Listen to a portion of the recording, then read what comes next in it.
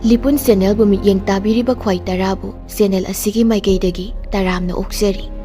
Iramdamgi oiba phungawari loinana tongan furup kanglupki wari masa kayama channel asina miyamda lepa leitana khudol tamjari loinana channel asibu hena mapung phana bagidamakta adom-adomgi thaujal nizari.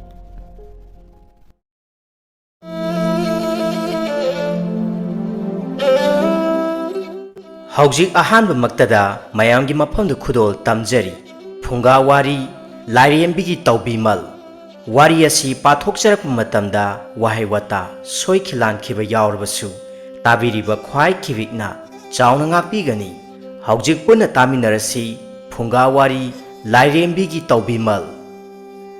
Thaina mamangaida kariguma leibak amada ningthau ama palamboire ningthau asi ahal phana oisilakle adubu machadi amata pokte laida thongni jabadagi magi laimarembi adu mirolak poire asigumba matam asida hingchabi amakhak leibak ama tumna mi chathoklaga ningthau asina lairiba leibak asida laktuna hingchabi asina ningthauda asumna hairei he ningthau nacha ama aingonda piyu madu natrabadi Nanggi laibaki mi tumnabak aina chathoklagani.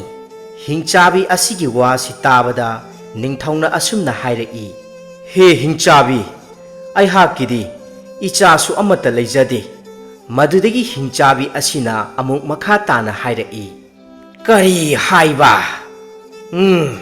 phare adudi aina nangonda nacha ama pigani mana hayeng mapung mari pharaklaba matamda hingchabi aingonda puraktuna piragadabani madu natrabadi nakhoigi laibaki khunja pumnamak amadi ningthau loinana laimarembi nakhoi pumnamak aihaki ichinjak oigani asi haina hairamlaga hingchabi asina mahaki laifamna chingba taklamlaga hingchabi adu adumak paikhre ningthau adu awa nungai ani yanana laihawi asumna matamgi matung inna ningthau adu machanupa ani phangjare ahal adubu numit manba kaure atonba aduna thaja manba haina mingthole numit manba thaja manba makhoi ani adu asum chauraktuna pakhang pharakle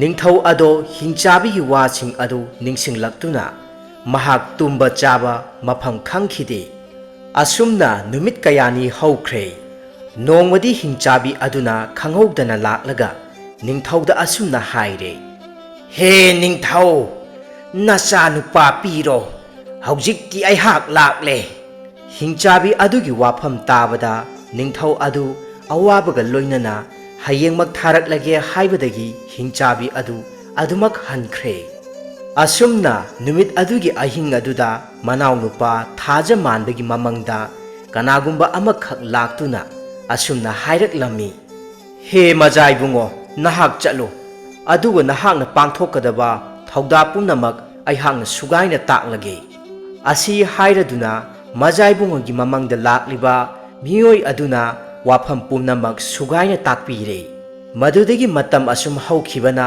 ayukki matam asida ningthau machanupa anigi marakta kanabu thasigi haiduna asumwa khannaringai asida thaja manbana mapa ningthau yengduna asumna hairak poire ipa ningthau nacha aihak chachage machanupagi wafam adu tabada ningthau mahangna su yaraduna chatnanaba sem sare phare ibungo nahakna chatlage haibanina karesu kaide adubu ipagi bungo nahak kharadi chekshilo asumna konunggi sagol sangda mahaki mamangda taklamba khwaidigi sonba ahal oiraba mayang yamna kanglaba sagol amabu jingthorakle sagol adu thoiding khubam amaga huk matol taret ka pijabadagi asum noithorakle yamna phajaraba sagol ama oire sagol adu thauraduna laina piba thang amaga thaja manbana hingchabi adugi manakta chatkhre mahakna asum maning pangna lakpa matamda lambida phingau sangdrong sangna phaina taduna leiramba adu mahakna thengnarure. Karigi phingauno masida tariba asina asi khanduna thaja manba mahakna sagoldigi kumtharaklaga khuru khudak kunduna khurumjarami. Phingau adugi makha adudagi lamkhan lairembi haugalakle. Lairembi aduna thaja manbana chatkadaba lambi mana taurugadaba thabaksing pumnamak loina takpire. Madudagi mahaksu khurumlaga thaja manba mahak sagol khurup thana yamna kanna thauduna lairembi aduna takpirakpa lambi adomda asum lakle. Lambi lamkhai ama yaurakle. Madudagi nongchuk pangna changkhriba lambi adomda asumak changsilakle. Asum changsilakpa matamda hingchabi adu mahakna thengnare. Mafam masida mai ngarang ngarang haugattuna khang achouba amada thau thanna haijillaga thau adu prok prok sauduna lairamba aduda thaja manbana thengnarure. Hingchabina asumna thaja manbada hairai. Majai bungo nahak karigino asuk thengna laklibadi. Asi haina hangbada thaja manba mahakna asumna pakhum piraklami. Aihak angang nawa oibaduda lambi lamsang chatpada yamna waraktuna khara pothajarakle. Aduna thengjarakle warobiganu. Asi hairaduna thaja manba mahakna hingchabi aduda khurumle. Hingchabina makha tana hairaklami. Phai phai se adagi turiel asigi ising adu isiel hangatna soklaku. Masigi kol ase paikho. Asi hairaduna kol ama piraga ising sokpa thakre. Thaja manbana ising adu isiel hanthana sokpa uba matamda hingchabi aduna saurangna hanglai. Karino majai bungo nahakna tauribada madudi lale. Isiel hangatna sok'u hairaga karigi hanthana soklibano. Wafam asi tabada thaja manba mahakna taha taha haijarai. Khangjadaduna taubani warobiganu. Asi haina khurumjaboire. Hingchabi adu masa khara sontharaklammi. Amuksu lalaton ama hangana heklau haibada mahakna hanthana hek poire. Hingchabigi masa adu amukka hena sontharaklammi. Hingchabi aduna amukkasu thaja manbada asumna hairaklammi. Majai bungo mai adu tarelak hanna yetoinana koyu. Asi haina haibada thaja manba mahakna oyoinana oina tarelak koirammi. Madudagi hingchabi adu khanghaudana masa sontharakpadagi mahak siduna laimai thakta haithaduna tukre. Aihak karino mataure.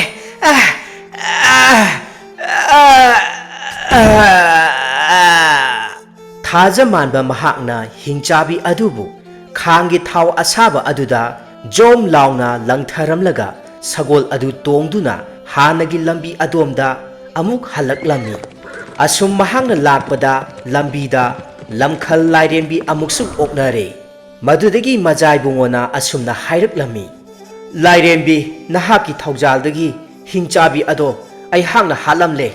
Wafam masi tabada lairembi aduna amuk makha tana hairak-i. Majai bungo adudi naral khara laire. Madu koknanaba matam kharadangdi nahak gada mawun uptunane yaw selu chatlu.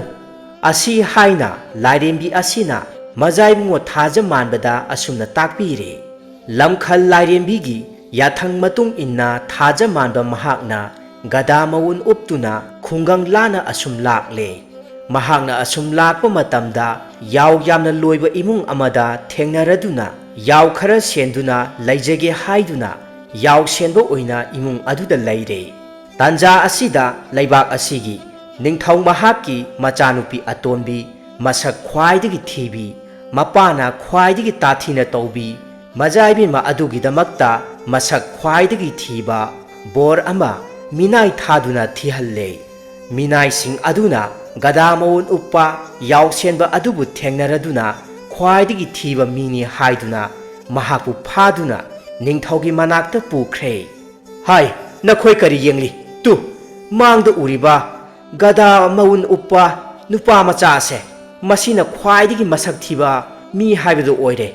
Mahak ase ꯃꯖꯥꯏꯕꯦꯝꯃ ꯃꯍꯥꯛꯀꯤꯗꯃꯛꯇ ꯃꯇꯤꯛ ꯆꯥꯕ ꯕꯣꯔ ꯑꯣꯏꯔꯒꯅꯤ ꯃꯍꯥꯛ ꯐꯥꯎ ꯑꯗꯨꯒ ꯁꯅꯥ ꯀꯣꯅꯨꯡꯗ ꯄꯨꯗꯨꯅ ꯆꯠꯂꯁꯤ ꯐꯒꯅꯤ ꯑꯉꯝꯕ ꯑꯩꯈꯣꯏ ꯐꯥꯖꯔꯛꯀꯦ ꯅꯤꯡꯊꯧ ꯃꯍꯥꯛꯅ ꯃꯍꯥꯛꯀꯤ ꯃꯆꯥꯅꯨꯄꯤ ꯑꯇꯣꯟꯕꯤ ꯁꯛꯊꯤꯕꯤ ꯈ꯭ꯋꯥꯏꯗꯒꯤ ꯇꯥꯊꯤꯅ ꯇꯧꯕꯤ ꯑꯗꯨꯕꯨ ꯒꯗꯥ ꯃꯎꯜ ꯎꯞꯄ ꯁꯛꯊꯤꯕ ꯅꯨꯄꯥ ꯑꯗꯨꯗ ꯂꯨꯍꯣꯡꯕꯤꯔꯦ ꯑꯁꯨꯝꯅ ꯃꯈꯣꯏ ꯑꯅꯤꯃꯛ ꯌꯥꯝꯅ ꯋꯥꯅ ꯈꯥꯡꯄꯣꯛꯁꯪ ꯑꯃꯗ ꯄꯨꯟꯁꯤ ꯂꯦꯜꯂꯛꯂꯝꯃꯤ ꯅꯣꯡꯃꯒꯤ ꯅꯨꯃꯤꯠ ꯑꯃꯗ ꯅꯤꯡꯊꯧ ꯃꯍꯥꯛꯅ ꯃꯍꯥꯛꯀꯤ ꯃꯆꯥꯅꯨꯄꯤꯁꯤꯡꯕꯨ ꯁꯅꯥ ꯀꯣꯅꯨꯡꯗ ꯀꯧꯗꯨꯅ ꯃꯍꯥꯛꯅ ꯑꯁꯨꯝꯅ ꯁꯅꯥ ꯌꯥꯊꯪ ꯑꯃ ꯇꯥꯎꯊꯔꯛꯂꯝꯃꯤ ꯏꯆꯥ ꯏꯕꯦꯝꯃꯁꯥ ꯅꯈꯣꯏꯒꯤ ꯅꯨꯄꯥꯁꯤꯡꯕꯨ ꯑꯍꯤꯡ ꯅꯣꯡꯉꯥꯟꯗ꯭ꯔꯤꯉꯩ ꯃꯇꯝꯗ ꯁꯥꯁꯤꯡꯒꯤ ꯃꯅꯥ ꯀꯛꯇꯨꯅ ꯄꯨꯔꯛꯀꯗꯕꯅꯤ ꯃꯁꯤꯡ ꯈ꯭ꯋꯥꯏꯗꯒꯤ ꯍꯦꯟꯅ ꯌꯥꯝꯅ ꯄꯨꯔꯛꯄ ꯉꯝꯕ ꯏꯃꯥꯛ ꯑꯗꯨꯗ ꯂꯩꯕꯥꯛ ꯇꯪꯈꯥꯏ ꯑꯃꯒꯤ ꯃꯄꯨ ꯑꯣꯏꯍꯟꯒꯅꯤ ꯑꯗꯨꯒ ꯅꯤꯡꯊꯧ ꯑꯩꯍꯥꯛꯄꯨ ꯈ꯭ꯋꯥꯏꯗꯒꯤ ꯍꯦꯟꯅ ꯅꯨꯡꯁꯤꯕꯅꯤ ꯍꯥꯏꯅ ꯂꯧꯒꯅꯤ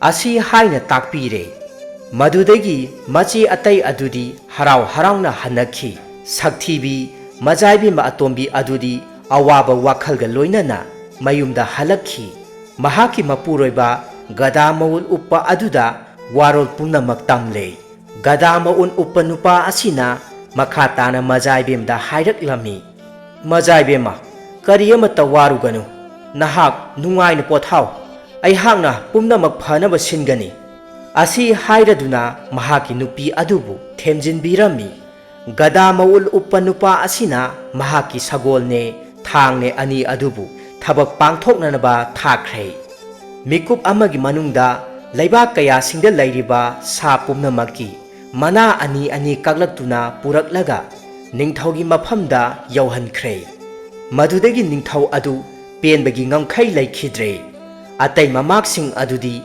ꯁꯥ ꯑꯃꯠꯇꯒꯤ ꯃꯅꯥ ꯀꯛꯄ ꯐꯪꯗ꯭ꯔꯦ ꯍꯥꯏꯗꯨꯅ ꯄꯥꯎ ꯍꯪꯒꯠꯂꯔꯦ ꯑꯁꯨꯝꯅ ꯅꯤꯡꯊꯧꯅ ꯒꯗꯥ ꯃꯎꯜ ꯎꯞꯄ ꯃꯃꯥꯛ ꯑꯗꯨꯕꯨ ꯇꯪꯈꯥꯏ ꯑꯃ ꯄꯤꯗꯨꯅ ꯑꯅꯤꯁꯨꯕ ꯅꯤꯡꯊꯧꯒꯨꯝꯅ ꯅꯨꯡꯉꯥꯏꯅ ꯄꯥꯜꯍꯟꯈꯤ ꯃꯃꯥꯛ ꯑꯗꯨ ꯃꯥꯒꯤ ꯒꯗꯥ ꯑꯣꯟꯕꯒꯤ ꯃꯇꯝ ꯑꯗꯨꯁꯨ ꯂꯣꯏꯔꯛꯂꯗꯨꯅ ꯃꯔꯥꯜ ꯄꯨꯝꯕ ꯀꯣꯛꯅꯔꯦ ꯑꯁꯨꯝꯅ ꯊꯥꯖ ꯃꯥꯟꯕ ꯃꯍꯥꯛꯅ ꯅꯨꯡꯉꯥꯏꯅ ꯂꯩꯔꯤꯉꯩ ꯃꯇꯝ ꯑꯁꯤꯗ ꯂꯝꯈꯜ ꯂꯥꯏꯔꯦꯝꯕꯤ ꯑꯁꯤꯅ ꯃꯍꯥꯛꯀꯤ ꯋꯥꯈꯜꯗ ꯑꯁꯨꯝꯅ ꯈꯟꯕꯣꯏꯔꯦ ꯑꯉꯥꯡ ꯑꯁꯤ ꯑꯩꯍꯥꯛꯀꯤ ꯇꯧꯕꯤꯃꯜ ꯀꯥꯎꯔꯦꯁꯦ ꯑꯩꯍꯥꯛꯄꯨ ꯅꯣꯡꯃ ꯐꯥꯎꯕ ꯅꯤꯡꯁꯤꯡꯕꯤꯗ꯭ꯔꯦ ꯑꯗꯨꯅ ꯃꯥꯕꯨ ꯈꯔ ꯂꯥꯛꯅꯕ ꯇꯥꯏ ꯑꯁꯨꯝꯅ ꯅꯣꯡꯃ ꯊꯥꯖ ꯃꯥꯟꯕ ꯃꯍꯥꯛꯅ ꯁꯒꯣꯜ ꯊꯧꯗꯨꯅ ꯎꯃꯪ ꯑꯃꯒꯤ ꯃꯌꯥꯗ ꯑꯁꯨꯝ ꯆꯠꯂꯤꯉꯩꯗ ꯂꯝꯕꯤ ꯑꯗꯨꯗ ꯐꯤꯉꯧ ꯁꯥꯡꯗꯣꯡ ꯁꯥꯡꯅ ꯊꯥꯔꯝꯕ ꯑꯗꯨ ꯃꯍꯥꯛꯅ ꯊꯦꯡꯅꯔꯦ ꯃꯗꯨꯗꯒꯤ ꯃꯍꯥꯛꯅ ꯁꯒꯣꯜ ꯊꯛꯇꯒꯤ ꯀꯨꯝꯊꯗꯨꯅ ꯈꯨꯔꯨꯝꯕ ꯃꯇꯝꯗ ꯂꯝꯈꯜ ꯂꯥꯏꯔꯦꯝꯕꯤ ꯑꯗꯨ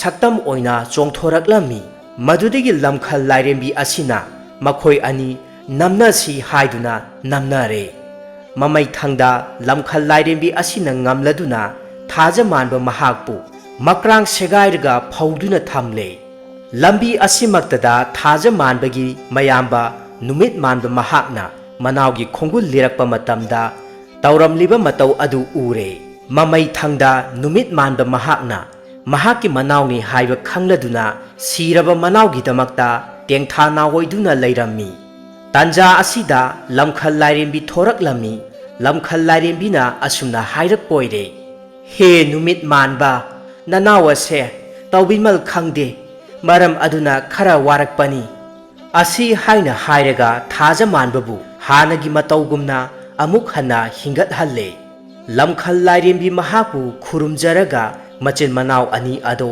ꯊꯥꯖ ꯃꯥꯟꯕꯒꯤ ꯃꯀꯨ ꯅꯤꯡꯊꯧꯒꯤ ꯃꯅꯥꯛꯇ ꯂꯥꯛꯂꯦ ꯑꯗꯨꯒ ꯋꯥꯔꯤ ꯋꯥꯈꯣꯡ ꯄꯨꯝꯅꯃꯛ ꯃꯀꯨ ꯅꯤꯡꯊꯧꯗ ꯍꯪꯒꯠꯆꯔꯦ ꯃꯗꯨꯗꯒꯤ ꯅꯤꯡꯊꯧ ꯑꯗꯨ ꯍꯔꯥꯎꯕꯒꯤ ꯉꯝꯈꯩ ꯂꯩꯈꯤꯗ꯭ꯔꯦ ꯑꯋꯣꯡ ꯑꯋꯣꯟ ꯅꯤꯡꯊꯤꯅ ꯄꯨꯔꯗꯨꯅ ꯃꯖꯥꯏꯕꯦꯝꯃ ꯃꯍꯥꯛꯀ ꯂꯣꯏꯅꯅ ꯊꯥꯖ ꯃꯥꯟꯕ ꯅꯨꯃꯤꯠ ꯃꯥꯟꯕ ꯃꯆꯤꯟ ꯃꯅꯥꯎ ꯃꯔꯩꯕꯥꯛꯇ ꯍꯜꯂꯛꯂꯝꯃꯤ ꯑꯍꯜꯒꯤ ꯃꯇꯝ ꯑꯣꯏꯔꯛꯂꯕ ꯃꯆꯥ ꯀꯥꯏꯅꯕꯒꯤ ꯃꯩꯁꯥ ꯂꯥꯡꯂꯨꯔꯕ ꯅꯤꯡꯊꯧ ꯑꯗꯣ ꯃꯃꯩꯊꯪꯗꯗꯤ ꯃꯆꯥ ꯑꯅꯤꯒ ꯂꯣꯏꯅꯅ ꯅꯨꯡꯉꯥꯏꯅ ꯄꯥꯟꯈꯤꯕꯣꯏꯔꯦ ꯇꯧꯕꯤꯃꯜ ꯈꯪꯗꯕ ꯍꯥꯏꯕꯁꯤ ꯈ꯭ꯋꯥꯏꯗꯒꯤ ꯐꯠꯇꯕ ꯂꯝꯆꯠꯅꯤ ꯊꯥꯖ ꯃꯥꯟꯕ ꯃꯍꯥꯛꯅ ꯇꯧꯕꯤꯃꯜ ꯈꯪꯂꯨꯗꯕꯗꯒꯤ ꯂꯝꯈꯜꯒꯤ ꯃꯐꯝꯗꯒꯤ ꯑꯋꯥꯕ ꯅꯪꯈꯤ ꯃꯊꯪꯗ ꯑꯃꯨꯛ ꯇꯥꯃꯤꯟꯅꯔꯁꯤ ꯐꯨꯡꯒꯥꯋꯥꯔꯤ ꯅꯝꯊꯥꯛꯀꯤ ꯃꯍꯩ ꯊꯥꯏꯅ ꯃꯃꯥꯡꯉꯩꯗ ꯂꯩꯕꯥꯛ ꯑꯃꯗ ꯌꯥꯝꯅ ꯂꯥꯏꯔꯕ ꯅꯨꯄꯥ ꯑꯃꯒ ꯏꯅꯥꯛ ꯌꯥꯝꯅ ꯈꯨꯟꯕ ꯍꯤ ꯆꯠꯄ ꯂꯂꯣꯟꯕ ꯑꯃꯒ ꯃꯔꯨꯞ ꯁꯥꯟꯅꯔꯝꯕꯣꯏꯔꯦ Nongmagi numit amada lairaba nupa asina inak khunba marupta asumna hairak poire. Marup, aihak ase laita lairabana henjinman khiduna yamna ware hingba ngamgani haiba thajaraktre. Aduna itaw lairabase kharadang kokpa ngambra yengnanabane marupna hi chatuna laloliba aduda aihaksu amukta yaujage. Marup karisu kaide yaubiyu. Asi haina yanaraduna chatnanaba matam lepnare. Hidinga lalonba chatkadaba numit aduda lairaba nupa aduna makhunna sajaba liwagi pochai lubak walang chengbol tabu phirukna chingba kharasing adubu hi manungda hapchilaga marup anidu mamai awang pangna hi adu hongalaklami. Asum holakpa asina numit 13 rom surakpa aduaida atopa laibak amada thunglaboire. Makhoina asum lakpa matamda ningthogi machanupi amaga magi manainubi amagasu hidel amada ising sokpa kumtharakpoire. Makhoina hi manungda yauriba liwana saba pochai sing adubu madu uruba matamda majaibi mamahakna yamna pamankhraduna asumna hairakpoire. Tada hidinga lalonba hida yauriba lubak polang chengbona chingbasing ado yonanabagi oirabadi laujahauge mamal kaya kaya oirabano. Lairabana asumna khumlaklami. Ibema aihakna sajabani laubiyu karisu kaide mamalgi wadi arepa laijade. Ibema nahakna pibiningba ado khara adum pibiyu. Madudagi ningthau machanupi asina amuk makha tarai. Adudi aihaki tampha khudop yayoiba asi masi pijarage aduga aikhogi konungda laibiraga pochai kharaga amuk sabikho haibabu kari kaibage. Asi hairabada lairaba adu haraubana loire. Asumna pochai mayamsing adu thangthare aduga mahaksu leihaurami. Inak khunba marup aduga kainaramdai mikup asida lairaba marup asina asumna hairak poire. Itaw khudong chaba phangningai asida sel khajikta oirabasu tanjarakhige.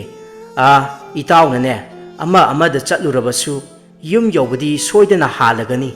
Aduna nachanupido wana nangna lairamlagani. Tampha khudop yayoiba simatang mangonda pibiramu. Hoi itaw aihak hek yaubaga pijage.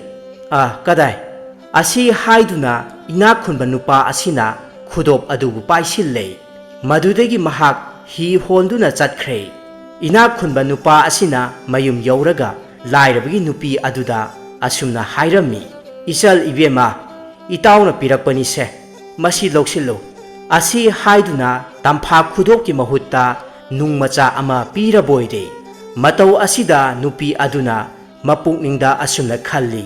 Sel tangani haiduna chakraga karisu leitaba nungmacha asibu piraklaga kari taunagadoribano. Adubu mahak harauna fare tada kadai asi haiduna nung adubu loksilami. Matam khara leiraga lairaba nupa adu mahak mayumda thunglare. Mahakna magi nupida asumna hanglammi. Taribra itawna tampha khudop nangonda pirambra. Asi haida hanglabada mahaki nupina saurangna na hairei. Piramde nung macha amadi pirami. Asi haina tabadagi lairabana yamna sauraduna laibak adugi ningthaugi phamnaibada wakatlure. Phamnaiba mahakna ina khunba amadi lairaba makhoi anibu kauraga wayel chathaba haure. Phamnaiba mahakna ina khunbada asumna hanglami.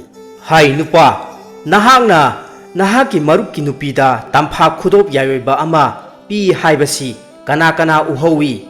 Asi haina hangbada ina khunbana uhauba mi ahumkhak mahakna puthoklammi. Phamnaibana mioi ahumdu tongan sangyengba matamda achumba phangba ngamdre. Lairabigi nupi adudi uhauba mioi amata puthokpa ngamdabana wathok asi ina khunbana chumle haiduna adumak loisille. Madudagi ina khunba mahakna mafi kallaga machinda asumna solami. Iya karisu uchittaba kari thoina tawja sajaribano. Asi hairaduna thoina chauna mahak adumak chatkhi. Lairaba nupa aduna ꯏꯀꯥꯏꯕ ꯅꯨꯡꯉꯥꯏꯇꯕꯒ ꯂꯣꯏꯅꯅ ꯃꯍꯥꯛ ꯃꯌꯨꯝꯗ ꯍꯜꯂꯛꯈꯤ꯫ ꯃꯗꯨꯒꯤ ꯃꯇꯨꯡꯗ ꯐꯝꯅꯥꯏꯕ ꯎꯅꯕ ꯃꯇꯝꯗ ꯐꯝꯅꯥꯏꯕꯅ ꯑꯁꯨꯝꯅ ꯍꯥꯏꯔꯛꯏ, ꯃꯔꯨꯞ, ꯅꯍꯥꯛꯅ ꯂꯣꯏꯅ ꯆꯨꯝꯕꯅꯤ, ꯑꯗꯨꯕꯨ ꯎꯍꯧꯕ ꯃꯤ ꯄꯨꯊꯣꯛꯄ ꯉꯝꯗꯕꯗꯒꯤ ꯑꯗꯨꯃꯛ ꯃꯥꯏꯊꯤꯕꯅꯤ꯫ ꯑꯁꯤ ꯍꯥꯏꯅ ꯍꯥꯏꯔꯒ ꯑꯅꯧꯕ ꯋꯥꯊꯣꯛ ꯑꯃ ꯊꯣꯛꯍꯟꯅꯅꯕ ꯂꯤꯈꯨꯜ ꯃꯔꯤꯛ ꯆꯨꯝꯅ ꯇꯥꯛꯄꯤꯔꯦ, ꯂꯃꯟ ꯈꯨꯝꯅꯅꯕ ꯊꯧꯑꯣꯡ ꯁꯤꯟꯕꯤꯔꯦ꯫ ꯐꯝꯅꯥꯏꯕ ꯃꯍꯥꯛꯅ ꯇꯥꯛꯂꯛꯄꯒꯤ ꯃꯇꯨꯡ ꯏꯟꯅ ꯂꯥꯏꯔꯕ ꯅꯨꯄꯥ ꯑꯗꯨꯅ ꯃꯍꯥꯛꯀꯤ ꯃꯔꯨꯞ ꯏꯅꯥꯛ ꯈꯨꯟꯕ ꯑꯗꯨꯒꯤ ꯃꯌꯨꯝꯗ ꯆꯠꯂꯒ ꯆꯥꯅ ꯆꯤꯟꯅꯅꯕ ꯍꯧꯔꯨꯔꯦ꯫ ꯃꯍꯥꯛꯅ ꯑꯁꯨꯝꯅ ꯍꯥꯏꯔꯛꯏ, ꯏꯇꯥꯎ, ꯅꯍꯥꯛ ꯁꯥꯎꯔꯅꯨ, ꯄꯨꯝꯅꯃꯛ ꯑꯁꯦ ꯑꯩꯍꯥꯛꯀꯤ ꯂꯥꯏꯕꯛ ꯊꯤꯕꯗꯒꯤ ꯊꯣꯛꯈꯤꯕ ꯊꯧꯗꯣꯛ ꯉꯥꯛꯇꯅꯤ꯫ ꯍꯧꯈꯤꯕꯅ ꯍꯧꯈ꯭ꯔꯦ, ꯍꯧꯖꯤꯛꯇꯤ ꯅꯨꯡꯉꯥꯏꯇꯕ ꯋꯥꯈꯜ ꯄꯨꯝꯅꯃꯛ ꯀꯥꯎꯊꯣꯛꯅꯔꯒꯅꯦ ꯃꯃꯥꯡꯉꯩꯒꯨꯝꯅ ꯆꯥꯅ ꯆꯤꯟꯅꯅ ꯇꯤꯟꯅꯔꯁꯤ ꯏꯇꯥꯎ꯫ ꯋꯥꯐꯝ ꯑꯁꯤ ꯇꯥꯕꯗ ꯏꯅꯥꯛ ꯈꯨꯟꯕꯅ ꯑꯁꯨꯝꯅ ꯍꯥꯏꯔꯛꯄ ꯑꯣꯏꯔꯦ, ꯍꯣꯏꯅꯦ ꯏꯇꯥꯎ, ꯏꯇꯥꯎꯒꯤꯕꯨ ꯑꯩꯅ ꯐꯠꯇꯅꯕ ꯁꯤꯟꯕ ꯍꯧꯅꯗꯦ, ꯍꯧꯖꯤꯛꯇꯤꯅꯦ ꯑꯩ ꯀꯔꯤꯁꯨ ꯋꯥꯔꯧꯗ꯭ꯔꯦ꯫ ꯑꯁꯤ ꯍꯥꯏꯔꯗꯨꯅ ꯃꯈꯣꯏ ꯑꯅꯤꯃꯛ ꯆꯥꯅ ꯆꯤꯟꯅꯕ ꯃꯇꯧ ꯎꯠꯅꯔꯗꯨꯅ ꯀꯣꯟꯅꯔꯝꯃꯤ꯫ ꯇꯥꯟꯖꯥ ꯑꯁꯤꯗ ꯏꯅꯥꯛ ꯈꯨꯟꯕꯒꯤ ꯑꯃꯠꯇ ꯄꯣꯛꯆꯕ ꯃꯆꯥꯅꯨꯄꯥ ꯑꯉꯥꯡ ꯑꯗꯨ ꯏꯃꯨꯡꯂꯣꯝꯗꯒꯤ ꯍꯦꯛ ꯊꯣꯔꯛꯄ ꯑꯣꯏꯔꯦ꯫ ꯂꯥꯏꯔꯕ ꯑꯗꯨꯅ ꯑꯉꯥꯡ ꯑꯗꯨꯗ ꯍꯥꯏ, ꯏꯆꯥꯗꯤ ꯆꯥꯎꯔꯦꯗꯅ, ꯃꯁꯛꯅ ꯃꯁꯛ ꯐꯖꯔꯤꯕ, ꯂꯥꯎ, ꯏꯄꯥꯅꯦ ꯑꯃꯨꯛꯇ ꯄꯝꯒꯦ ꯂꯥꯎ, ꯁꯦ ꯏꯆꯥꯒꯤ ꯉꯥꯃꯣꯛ ꯆꯥꯅꯅꯕꯅꯤ꯫ ꯑꯁꯤ ꯍꯥꯏꯗꯨꯅ ꯃꯍꯥꯛꯅ ꯁꯦꯜ ꯃꯌꯦꯛ ꯑꯅꯤꯈꯛ ꯄꯤꯕ ꯑꯣꯏꯔꯦ꯫ ꯃꯗꯨꯗꯒꯤ ꯏꯅꯥꯛ ꯈꯨꯟꯕ ꯃꯄꯥꯅ ꯍꯔꯥꯎꯕꯗꯨ ꯎꯔꯕꯗ ꯂꯥꯏꯔꯕ ꯑꯗꯨꯅ ꯈꯨꯗꯣꯡꯆꯥꯕ ꯂꯧꯔꯗꯨꯅ ꯑꯁꯨꯝꯅ ꯍꯥꯏꯔꯛꯄ ꯑꯣꯏꯔꯦ, ꯏꯇꯥꯎ, ꯏꯇꯥꯎꯒꯤ ꯏꯆꯥꯁꯤ ꯃꯤꯕꯨ ꯅꯞꯈ꯭ꯔꯦꯅꯦꯍꯦ, ꯑꯣꯟꯊꯣꯛꯅ ꯅꯨꯡꯁꯤꯈ꯭ꯔꯦ, ꯑꯩꯈꯣꯏ ꯌꯨꯝꯗ ꯄꯨꯔꯒ ꯆꯥꯛꯇꯨꯝ ꯄꯤꯖꯔꯨꯒꯦ꯫ ꯑꯁꯤ ꯍꯥꯏꯅ ꯍꯥꯏꯔꯛꯄꯗ ꯏꯅꯥꯛ ꯈꯨꯟꯕ ꯅꯨꯄꯥ ꯑꯁꯤꯅ ꯑꯁꯨꯝꯅ ꯈꯨꯝꯂꯛꯄ ꯑꯣꯏꯔꯦ, ꯀꯔꯤꯁꯨ ꯀꯥꯏꯗꯦ ꯏꯇꯥꯎ, ꯌꯥꯒꯅꯤ, ꯍꯦꯛꯇ ꯄꯤꯖꯕꯤꯌꯨ, ꯅꯪꯒꯤꯁꯨ ꯅꯆꯥꯅꯤ ꯀꯩꯅꯣ꯫ ꯋꯥꯐꯝ ꯑꯁꯤ ꯇꯥꯕꯗ ꯂꯥꯏꯔꯕ ꯅꯨꯄꯥ ꯑꯁꯤꯅ ꯑꯉꯥꯡ ꯑꯗꯨꯕꯨ ꯃꯍꯥꯛꯀꯤ ꯃꯌꯨꯝꯗ ꯄꯨꯔꯛꯂꯦ, ꯑꯗꯨꯒ ꯃꯥꯒꯤ ꯅꯨꯄꯤꯗ ꯑꯉꯥꯡ ꯑꯗꯨ ꯉꯥꯒ ꯊꯣꯡꯗꯨꯅ ꯆꯥꯛ ꯅꯤꯡꯊꯤꯖꯅ ꯄꯤꯖꯅꯕ ꯁꯤꯟꯅꯔꯦ꯫ ꯆꯥꯛꯀ ꯅꯤꯡꯊꯤꯖꯅ ꯄꯤꯖꯔꯕ ꯃꯇꯨꯡꯗ ꯂꯥꯏꯔꯕ ꯅꯨꯄꯥ ꯑꯁꯤꯅ ꯃꯍꯥꯛꯀꯤ ꯅꯨꯄꯤꯗ ꯑꯉꯥꯡ ꯑꯗꯨꯕꯨ ꯑꯇꯣꯞꯄ ꯃꯐꯝ ꯑꯃꯗ ꯊꯩꯗꯣꯛꯇꯨꯅ ꯊꯝꯍꯜꯂꯨꯔꯦ, ꯑꯗꯨꯒ ꯃꯐꯝ ꯑꯗꯨꯋꯥꯏꯗꯒꯤ ꯌꯣꯡꯅꯥꯎ ꯃꯆꯥ ꯑꯃ ꯊꯤꯔꯒ ꯄꯨꯔꯛꯂꯝꯃꯤ꯫ ꯑꯉꯥꯡ ꯑꯗꯨꯅ ꯆꯥꯔꯝꯕꯒꯤ ꯏꯆꯥꯏ ꯆꯥꯏꯕ ꯂꯨꯈꯥꯛ ꯃꯔꯛ ꯑꯗꯨꯗ ꯌꯣꯡꯅꯥꯎ ꯃꯆꯥ ꯑꯗꯨꯕꯨ ꯊꯨꯝꯃꯣꯛ ꯑꯃꯅ ꯀꯨꯞꯁꯤꯜꯂꯒ ꯌꯥꯝꯅ ꯅꯤꯡꯊꯤꯖꯅ ꯊꯝꯂꯦ꯫ ꯃꯗꯨꯗꯒꯤ ꯃꯍꯥꯛ ꯍꯣꯕꯦ ꯍꯣꯕꯦ ꯆꯦꯟꯈ꯭ꯔꯒ ꯏꯅꯥꯛ ꯈꯨꯟꯕ ꯃꯔꯨꯞꯇ ꯑꯁꯨꯝꯅ ꯇꯥꯛꯂꯨꯔꯦ, ꯏꯇꯥꯎ, ꯑꯣꯟꯊꯣꯛꯄꯒꯤ ꯃꯇꯧꯅꯤ, ꯑꯩꯈꯣꯏ ꯑꯅꯤꯃꯛ ꯂꯥꯏꯕꯛ ꯆꯞ ꯃꯥꯟꯅꯅ ꯊꯤꯃꯤꯟꯅꯔꯦꯗꯣ꯫ ꯏꯆꯥꯗꯣ ꯆꯥꯛ ꯑꯁꯨꯝ ꯆꯥꯔꯝꯕꯗꯒꯤ ꯏꯈꯪ ꯈꯪꯍꯧꯗꯅ ꯌꯣꯡ ꯑꯣꯟꯊꯣꯛꯈ꯭ꯔꯦꯅꯦ꯫ ꯋꯥꯐꯝ ꯑꯁꯤ ꯇꯥꯕꯗ ꯏꯅꯥꯛ ꯈꯨꯟꯕ ꯅꯨꯄꯥ ꯑꯁꯤꯅ ꯌꯥꯝꯅ ꯉꯛꯅ ꯍꯪꯂꯛꯂꯝꯃꯤ, ꯀꯔꯤ ꯋꯥꯅꯣꯗ ꯏꯇꯥꯎꯅ ꯍꯥꯏꯔꯤꯕꯁꯤꯕꯣ, ꯃꯁꯤꯕꯨ ꯑꯣꯏꯊꯣꯛꯄ ꯌꯥꯕ꯭ꯔꯅꯦ? ꯑꯁꯤ ꯍꯥꯏꯔꯗꯨꯅ ꯑꯐꯤꯡ ꯑꯐꯥꯏ ꯑꯣꯏ ꯃꯈꯣꯏ ꯑꯅꯤꯃꯛ ꯂꯥꯏꯔꯕ ꯃꯔꯨꯞꯀꯤ ꯃꯌꯨꯝꯗ ꯆꯦꯜꯂꯛꯂꯝꯃꯤ꯫ ꯊꯨꯝꯃꯣꯛ ꯑꯗꯨꯗ ꯈꯨꯗꯣꯝꯕꯤ ꯊꯤꯜꯂꯒ ꯂꯥꯏꯔꯕ ꯑꯁꯤꯅ ꯍꯥꯏꯔꯛꯏ, ꯏꯇꯥꯎ, ꯃꯁꯤꯒꯤ ꯊꯨꯝꯃꯣꯛ ꯑꯁꯤ ꯎꯞꯄꯤꯕꯁꯦ, ꯃꯁꯤꯗ꯫ ꯃꯗꯨꯗꯒꯤ ꯏꯅꯥꯛ ꯈꯨꯟꯕ ꯅꯨꯄꯥ ꯑꯁꯤꯅ ꯊꯨꯝꯃꯣꯛ ꯑꯗꯨꯕꯨ ꯍꯥꯡꯗꯣꯛꯀꯦ ꯇꯧꯕ ꯃꯇꯝꯗ ꯃꯅꯨꯡꯂꯣꯝꯗꯒꯤ ꯌꯣꯡ ꯑꯗꯨꯅ ꯃꯌꯥ ꯊꯤꯒꯠꯂꯒ ꯈꯣꯠꯀꯦ ꯍꯥꯏꯅ ꯇꯧꯔꯛꯄ ꯃꯇꯝꯗ ꯏꯅꯥꯛ ꯈꯨꯟꯕ ꯅꯨꯄꯥ ꯑꯗꯨ ꯀꯤꯃꯟꯈ꯭ꯔꯗꯨꯅ ꯃꯍꯥꯛ ꯆꯣꯡꯊꯣꯔꯛꯂꯝꯃꯤ, ꯑꯗꯨꯒ ꯑꯁꯨꯝꯅ ꯍꯥꯏꯔꯛꯏ, ꯏꯇꯥꯎ, ꯑꯩ ꯌꯥꯔꯣꯏ, ꯑꯩꯒꯤ ꯏꯆꯥ ꯌꯣꯡ ꯑꯣꯟꯕ ꯁꯨꯡꯌꯥ ꯌꯥꯔꯣꯏ, ꯃꯁꯤ ꯑꯣꯏꯊꯣꯛꯇꯕꯅꯤ, ꯏꯇꯥꯎꯅ ꯁꯤꯡꯒꯗꯕꯅꯤ, ꯑꯩ ꯏꯇꯥꯎꯕꯨ ꯂꯦꯝꯅ ꯊꯥꯔꯣꯏ, ꯍꯧꯖꯤꯛꯃꯛ ꯑꯩꯒꯤ ꯏꯆꯥ ꯄꯤꯌꯨ꯫ ꯋꯥꯐꯝ ꯑꯁꯤ ꯇꯥꯕꯗ ꯂꯥꯏꯔꯕ ꯃꯇꯥꯎꯅ ꯑꯁꯨꯝꯅ ꯍꯥꯏꯔꯛꯄ ꯑꯣꯏꯔꯦ, ꯀꯔꯤꯅꯣꯗꯤ ꯏꯇꯥꯎ, ꯅꯆꯥꯅ ꯌꯣꯡ ꯑꯣꯟꯈꯤꯕꯕꯨ ꯑꯩꯅꯔꯣ? ꯑꯩꯕꯨ ꯀꯗꯥꯏꯗꯒꯤ ꯂꯧꯔꯨꯔꯒ ꯁꯤꯡꯉꯨ ꯍꯥꯏꯔꯤꯕꯅꯣ? ꯑꯩꯁꯨ ꯇꯧꯐꯝ ꯈꯪꯗ꯭ꯔꯕꯅꯤ ꯏꯇꯥꯎ꯫ ꯏꯅꯥꯛ ꯈꯨꯟꯕ ꯃꯍꯥꯛꯅ ꯄꯔꯞ ꯆꯠꯇꯨꯅ ꯍꯥꯟꯅꯒꯤ ꯐꯝꯅꯥꯏꯕ ꯑꯗꯨꯗ ꯃꯍꯥꯛꯅ ꯄꯥꯎ ꯇꯝꯂꯨꯔꯦ, ꯏꯕꯨꯡꯉꯣ ꯑꯉꯝꯕ, ꯅꯅꯥꯏ ꯑꯩꯍꯥꯛꯀꯤ ꯑꯃꯠꯇ ꯄꯣꯛꯆꯕ ꯏꯆꯥꯅꯨꯄꯥ ꯄꯤꯛꯂꯤꯕ ꯑꯗꯨꯕꯨ ꯑꯩꯒꯤ ꯏꯇꯥꯎ ꯑꯁꯤꯅ ꯃꯌꯨꯝꯗ ꯆꯥꯛ ꯄꯤꯖꯒꯅꯤ ꯍꯥꯏꯗꯨꯅ ꯄꯨꯕꯤꯈ꯭ꯔꯒ ꯆꯥꯛ ꯆꯥꯔꯤꯉꯩꯗ ꯌꯣꯡ ꯑꯣꯜꯂꯦ ꯍꯥꯏꯗꯨꯅ ꯇꯥꯛꯂꯔꯦ꯫ ꯑꯩꯅ ꯆꯠꯇꯨꯅ ꯌꯦꯡꯂꯨꯕ ꯃꯇꯝꯗꯁꯨ ꯌꯣꯡ ꯑꯣꯟꯗꯨꯅ ꯊꯨꯝꯃꯣꯛꯅ ꯀꯨꯞꯁꯤꯟꯗꯨꯅ ꯂꯩꯔꯝꯂꯦ꯫ ꯃꯁꯤꯒꯤ ꯃꯇꯤꯛ ꯊꯣꯛꯄ ꯋꯥꯌꯦꯜ ꯑꯃꯨꯛꯇ ꯇꯧꯕꯤꯌꯨ, ꯑꯗꯨꯒ ꯃꯔꯥꯜ ꯂꯩꯔꯕ ꯏꯇꯥꯎ ꯑꯁꯤꯕꯨ ꯃꯇꯤꯛ ꯆꯥꯕ ꯆꯩꯔꯥꯛ ꯄꯤꯕꯤꯌꯨ, ꯑꯗꯨꯒ ꯑꯩꯉꯣꯟꯗ ꯑꯩꯍꯥꯛꯀꯤ ꯏꯆꯥꯗꯣ ꯑꯃꯨꯛ ꯍꯟꯅ ꯄꯤꯅꯕꯤꯌꯨ꯫ ꯋꯥꯌꯦꯜ ꯇꯧꯔꯤꯕ ꯐꯝꯅꯥꯏꯕꯅ ꯂꯥꯏꯔꯕꯗ ꯍꯪꯕ ꯃꯇꯝꯗ ꯂꯥꯏꯔꯕꯅ ꯑꯁꯨꯝꯅ ꯈꯨꯝꯂꯛꯄ ꯑꯣꯏꯔꯦ, "Angamba ibungo, itauna haibiribasi loina chumi. Adubu aisu khangoba natre. Sak charingaida hekta yong olakpani. Madudagi aihak tawpham lakpham khangdre. Wafam masi tabada angambana hairi. Adubu hauji angang asi nangna singba tari. Asi haina wayenbana hairakpada lairabana asumna khumlak poire. Machana yong onkhrababu aina karamna singuni. Ai singba ngamloi. Asi haina haibadagi wayenbana amuk asumna hairi. Ai loina khangle. Ina khunba nangna laukhiba nupa asigi tampha khudop yaweba adu mangonda pikhro. Madu oirabadi nangi yong oliba nachanupa asi amuk hanna mi olakani. Madu natrabadi nang yong asi oina phanglagani. Pige haibra piroi haibra. Ina khunba nupa adu wakhal khangta taraklami. Mahangna asumna hairi. Ibungo angamba nanai aihak itauda aranba thabak tawkhre. Aina lanba ngaktani. Ai haujimak khudop ado itauda pijarage. Asumna ina khunna mahakna tampha khudop adubu magi marup lairabada pire. Wayenbana haibagi matung inna lairabana mayumda chatlaga angang adubu laurure. Aduga marup ina khunbada sinarami. Madugi matungda lairaba nupa adu magi tampha khudop yaweba adugi mapaldagi yamna ina kaira khunba mi ama oiduna nungaina pankhiboire. Saninglabadi lektuna toi hainabagum awat apa leitraba yamna ina kaira khunba nupa aduna hena ina khuningbadagi migi mapot namthak tawduna laurubagi chopa ikaiba adumak nangkhi.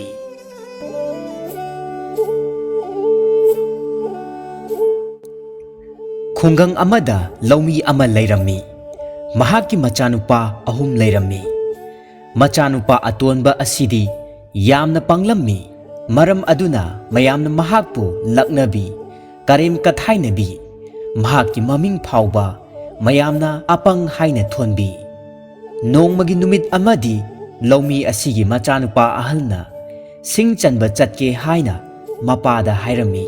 Saurak sanglaklabanina mahak singchanba chatpa ngamlagani ujau kaya yanba ngamlagani khanduna mahakna hairibadu mapana su yarammi. Machanupa ahal singchanba chatkadauri haibagi paw asi tabadigi mamana magidamaktani haiduna sakyom ama ningthina sembirami. Aduga mana aram khauranglapa polaklaba matamda thaknabani haiduna yu thanna yawba patra amasu sembirami.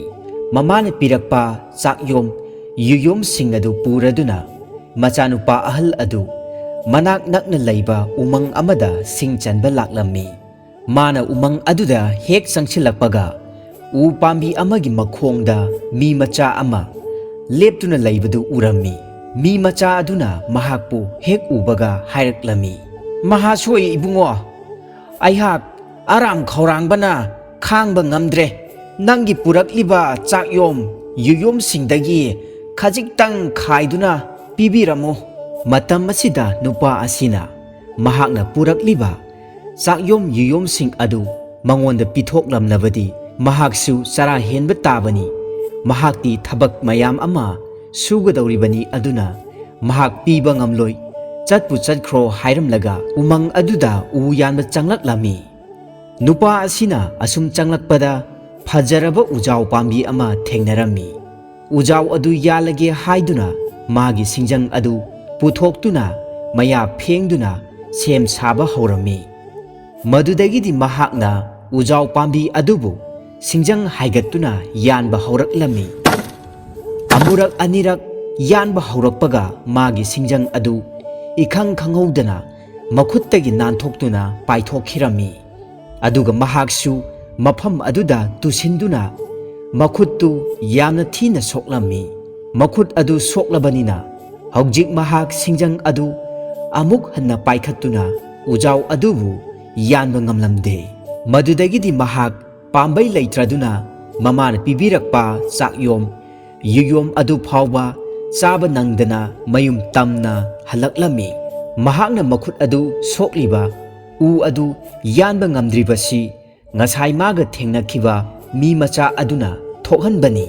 Mi macha adu laigi sakti chenba ꯃꯤꯑꯣꯏ ꯑꯃ ꯑꯣꯏꯔꯝꯃꯤ꯫ ꯃꯊꯪꯒꯤ ꯅꯨꯃꯤꯠꯇ ꯂꯧꯃꯤ ꯑꯗꯨꯒꯤ ꯃꯆꯥꯅꯨꯄꯥ ꯌꯥꯏꯃ ꯑꯗꯨꯅ ꯃꯍꯥꯛꯁꯨ ꯁꯤꯡ ꯆꯟꯕ ꯆꯠꯀꯦ, ꯎꯖꯥꯎ ꯀꯌꯥ ꯑꯃ ꯌꯥꯟꯗꯨꯅ ꯄꯨꯔꯛꯀꯦ ꯍꯥꯏꯗꯨꯅ ꯃꯄꯥꯗ ꯍꯥꯏꯔꯝꯃꯤ꯫ ꯃꯆꯥꯅꯨꯄꯥ ꯌꯥꯏꯃ ꯑꯁꯤꯁꯨ ꯆꯥꯎꯔꯛ ꯁꯥꯡꯂꯛꯂꯦ, ꯃꯔꯝ ꯑꯁꯤꯅ ꯃꯍꯥꯛꯁꯨ ꯎ ꯌꯥꯟꯕ ꯉꯝꯂꯒꯅꯤ ꯍꯥꯏꯅ ꯃꯄꯥꯅ ꯑꯌꯥꯕ ꯄꯤꯕꯤꯔꯝꯃꯤ꯫ ꯃꯆꯥꯅꯨꯄꯥ ꯌꯥꯏꯃ ꯁꯤꯡ ꯆꯟꯕ ꯆꯠꯀꯗꯧꯔꯦ ꯍꯥꯏꯕꯒꯤ ꯄꯥꯎ ꯑꯁꯤ ꯇꯥꯕꯗ ꯃꯃꯥꯅ ꯃꯥꯒꯤꯗꯃꯛꯇꯅꯤ ꯍꯥꯏꯗꯨꯅ ꯑꯍꯥꯎꯕ ꯃꯊꯦꯜ ꯀꯌꯥ ꯑꯃ ꯌꯥꯎꯕ ꯆꯥꯛꯌꯣꯝ ꯌꯨꯌꯣꯝ ꯁꯦꯝꯕꯤꯔꯝꯃꯤ꯫ ꯃꯃꯥꯅ ꯁꯦꯝꯕꯤꯕ ꯆꯥꯛꯌꯣꯝ ꯌꯨꯌꯣꯝꯁꯤꯡ ꯑꯗꯨ ꯄꯨꯗꯨꯅ ꯃꯆꯥꯅꯨꯄꯥ ꯌꯥꯏꯃ ꯑꯗꯨꯁꯨ ꯎꯃꯪ ꯑꯗꯨ ꯇꯝꯅ ꯁꯤꯡ ꯆꯟꯕ ꯂꯥꯛꯂꯝꯃꯤ꯫ ꯃꯌꯥꯝꯕ ꯑꯍꯜꯅ ꯊꯦꯡꯅꯈꯤꯕ ꯑꯗꯨꯒꯨꯝꯅ ꯃꯍꯥꯛꯁꯨ ꯎꯃꯪ ꯑꯗꯨꯗ ꯍꯦꯛ ꯆꯪꯁꯤꯜꯂꯛꯄꯒ ꯑꯍꯜ ꯑꯣꯏꯔꯕ ꯃꯤ ꯃꯆꯥꯗꯨꯒ ꯊꯦꯡꯅꯔꯝꯃꯤ꯫ ꯃꯍꯥꯛ ꯍꯦꯛ ꯎꯕꯒ ꯃꯤ ꯃꯆꯥꯗꯨꯅ ꯍꯥꯏꯔꯛꯂꯝꯃꯤ, "ꯑꯩꯍꯥꯛ ꯑꯔꯥꯝ ꯈꯧꯔꯥꯡꯕꯅ ꯈꯥꯡꯕ ꯉꯝꯗ꯭ꯔꯦ꯫ ꯅꯍꯥꯛꯀꯤ ꯆꯥꯅ ꯊꯛꯅꯕ ꯌꯥꯎꯔꯕꯗꯤ ꯑꯩꯉꯣꯟꯗ ꯈꯔ ꯈꯖꯤꯛꯇ ꯄꯤꯕꯤꯔꯝꯃꯨ"꯫ ꯃꯇꯝ ꯑꯁꯤꯗ ꯃꯆꯥꯅꯨꯄꯥ ꯌꯥꯏꯃ ꯑꯗꯨꯅ ꯑꯍꯜ ꯑꯗꯨꯗ ꯀꯔꯦꯝ ꯀꯊꯥꯏꯅꯗꯨꯅ ꯍꯥꯏꯔꯛꯂꯝꯃꯤ, "ꯑꯩꯅ ꯆꯥꯒꯦ ꯍꯥꯏꯗꯨꯅ ꯄꯨꯔꯛꯂꯤꯕ ꯆꯥꯛꯌꯣꯝ ꯌꯨꯌꯣꯝꯁꯤꯡ ꯑꯁꯤꯕꯨ ꯅꯪꯉꯣꯟꯗ ꯀꯔꯤꯒꯤ ꯑꯩꯗꯤ ꯄꯤꯊꯣꯛꯇꯨꯅꯣ? ꯆꯥꯅꯤꯡꯉꯒꯅꯦ ꯅꯌꯨꯝꯗ ꯆꯥꯖꯔꯨꯆꯣ, ꯆꯠꯂꯣ"꯫ ꯑꯁꯤ ꯍꯥꯏꯗꯨꯅ ꯑꯍꯜ ꯑꯗꯨꯕꯨ ꯌꯥꯝꯅ ꯎꯁꯤꯠꯄꯤꯔꯝꯗꯅ ꯆꯠꯈꯤꯔꯝꯃꯤ꯫ ꯑꯍꯜ ꯑꯗꯨꯅ ꯃꯐꯝ ꯑꯗꯨꯗꯒꯤ ꯂꯦꯞꯇꯨꯅ ꯌꯦꯡꯗꯨꯅ ꯂꯩꯍꯧꯔꯝꯃꯤ꯫ ꯎꯃꯪ ꯑꯗꯨꯗ ꯈꯔ ꯆꯪꯁꯤꯜꯂꯛꯂꯒ ꯌꯥꯝꯅ ꯐꯖꯔꯕ ꯎ ꯄꯥꯝꯕꯤ ꯑꯃꯈꯛ ꯍꯧꯔꯝꯃꯤ꯫ ꯎ ꯄꯥꯝꯕꯤ ꯑꯗꯨ ꯌꯥꯟꯊꯔꯒꯦ ꯈꯟꯗꯨꯅ ꯃꯆꯥꯅꯨꯄꯥ ꯌꯥꯏꯃ ꯑꯗꯨꯅ ꯃꯥꯒꯤ ꯁꯤꯡꯖꯪ ꯑꯃꯗꯤ ꯈꯨꯠꯁꯨ ꯈꯨꯠꯂꯥꯏꯁꯤꯡ ꯑꯗꯨ ꯄꯨꯊꯣꯔꯛꯇꯨꯅ ꯃꯌꯥ ꯐꯦꯡꯕ ꯍꯧꯔꯛꯂꯝꯃꯤ꯫ ꯃꯗꯨꯗꯒꯤ ꯃꯍꯥꯛꯅ ꯎ ꯑꯗꯨꯒꯤ ꯃꯇꯣꯟꯗ ꯀꯥꯈꯠꯇꯨꯅ ꯃꯇꯣꯟ ꯑꯗꯨꯗ ꯊꯧꯔꯤ ꯊꯨꯖꯜꯂꯝꯃꯤ, ꯑꯗꯨꯒ ꯎ ꯑꯗꯨꯒꯤ ꯃꯈꯣꯡꯗ ꯌꯥꯟꯕ ꯍꯧꯔꯛꯂꯝꯃꯤ꯫ ꯎ ꯑꯗꯨꯗ ꯑꯃꯨꯔꯛ ꯑꯅꯤꯔꯛ ꯌꯥꯟꯕ ꯍꯧꯔꯛꯄꯒ ꯁꯣꯏꯕꯗꯒꯤ ꯃꯥꯒꯤ ꯁꯤꯡꯖꯪ ꯑꯗꯨꯅ ꯃꯥꯒꯤ ꯃꯈꯣꯡ ꯑꯗꯨꯗ ꯌꯥꯟꯁꯤꯜꯂꯝꯃꯤ꯫ ꯍꯧꯖꯤꯛꯇꯤ ꯁꯤꯡꯖꯪ ꯑꯗꯨꯅ ꯃꯈꯣꯡꯗ ꯌꯥꯟꯁꯤꯜꯂꯕꯅꯤꯅ ꯃꯍꯥꯛꯀꯤ ꯃꯈꯣꯡ ꯑꯗු ꯌꯥꯝꯅ ꯊꯤꯅ ꯁꯣꯛꯂꯝꯃꯤ꯫ ꯃꯍꯥꯛꯁꯨ ꯃꯌꯥꯝꯕꯒꯤ ꯃꯇꯧꯒꯨꯝꯅ ꯃꯈꯣꯡꯗꯨ ꯁꯦꯛ ꯁꯦꯛꯇꯨꯅ ꯃꯃꯥꯅ ꯄꯤꯕꯤꯔꯛꯈꯤꯕ ꯆꯥꯛꯌꯣꯝ ꯌꯨꯌꯣꯝꯁꯤꯡ ꯑꯗꯨ ꯐꯥꯎꯕ ꯆꯥꯕ ꯅꯪꯗꯅ ꯃꯌꯨꯝ ꯃꯥꯏꯀꯩ ꯄꯥꯡꯂꯛꯂꯝꯃꯤ꯫ ꯅꯨꯃꯤꯠ ꯑꯗꯨ ꯍꯧꯈ꯭ꯔꯦ꯫ ꯃꯊꯪꯒꯤ ꯅꯨꯃꯤꯠꯇꯅꯤ ꯂꯧꯃꯤ ꯑꯗꯨꯒꯤ ꯏꯄꯪ ꯄꯪꯖꯕ ꯃꯆꯥꯅꯨꯄꯥ ꯑꯇꯣꯟꯕ ꯑꯗꯨ ꯃꯌꯥꯝꯕ ꯑꯅꯤꯒꯤ ꯃꯍꯨꯠ ꯁꯤꯟꯗꯨꯅ ꯁꯤꯡ ꯆꯟꯕ ꯆꯠꯀꯦ ꯍꯥꯏꯗꯨꯅ ꯃꯄꯥꯗ ꯍꯥꯏꯔꯝꯃꯤ꯫ ꯃꯥꯅ ꯁꯤꯡ ꯆꯟꯕ ꯆꯠꯀꯦ ꯍꯥꯏꯕꯗꯨ ꯃꯄꯥꯅ ꯌꯥꯔꯝꯗꯦ꯫ ꯃꯔꯝꯗꯤ ꯃꯁꯥ ꯃꯎ ꯐꯕ ꯃꯌꯥꯝꯕ ꯑꯅꯤꯅ ꯁꯤꯡ ꯆꯟꯕ ꯆꯠꯄ ꯐꯥꯎꯕ ꯁꯣꯛꯇꯨꯅ ꯍꯜꯂꯛꯂꯤꯕꯅꯤ꯫ ꯎ ꯌꯥꯟꯕꯒꯤ ꯃꯔꯝꯗ ꯀꯔꯤꯁꯨ ꯈꯪꯗ꯭ꯔꯤꯕ ꯃꯍꯥꯛꯅ ꯆꯠꯂꯕꯗꯤ ꯃꯍꯥꯛ ꯁꯣꯏꯗꯅ ꯍꯦꯟꯅ ꯑꯋꯥꯐꯝꯗ ꯇꯥꯒꯅꯤ ꯍꯥꯏꯔꯝꯃꯤ꯫ ꯑꯗꯨꯕꯨ ꯃꯆꯥꯅꯨꯄꯥ ꯑꯇꯣꯟꯕ ꯑꯁꯤꯅ ꯃꯍꯥꯛ ꯁꯤꯡ ꯆꯟꯕ ꯆꯠꯀꯦ ꯍꯥꯏꯗꯨꯅ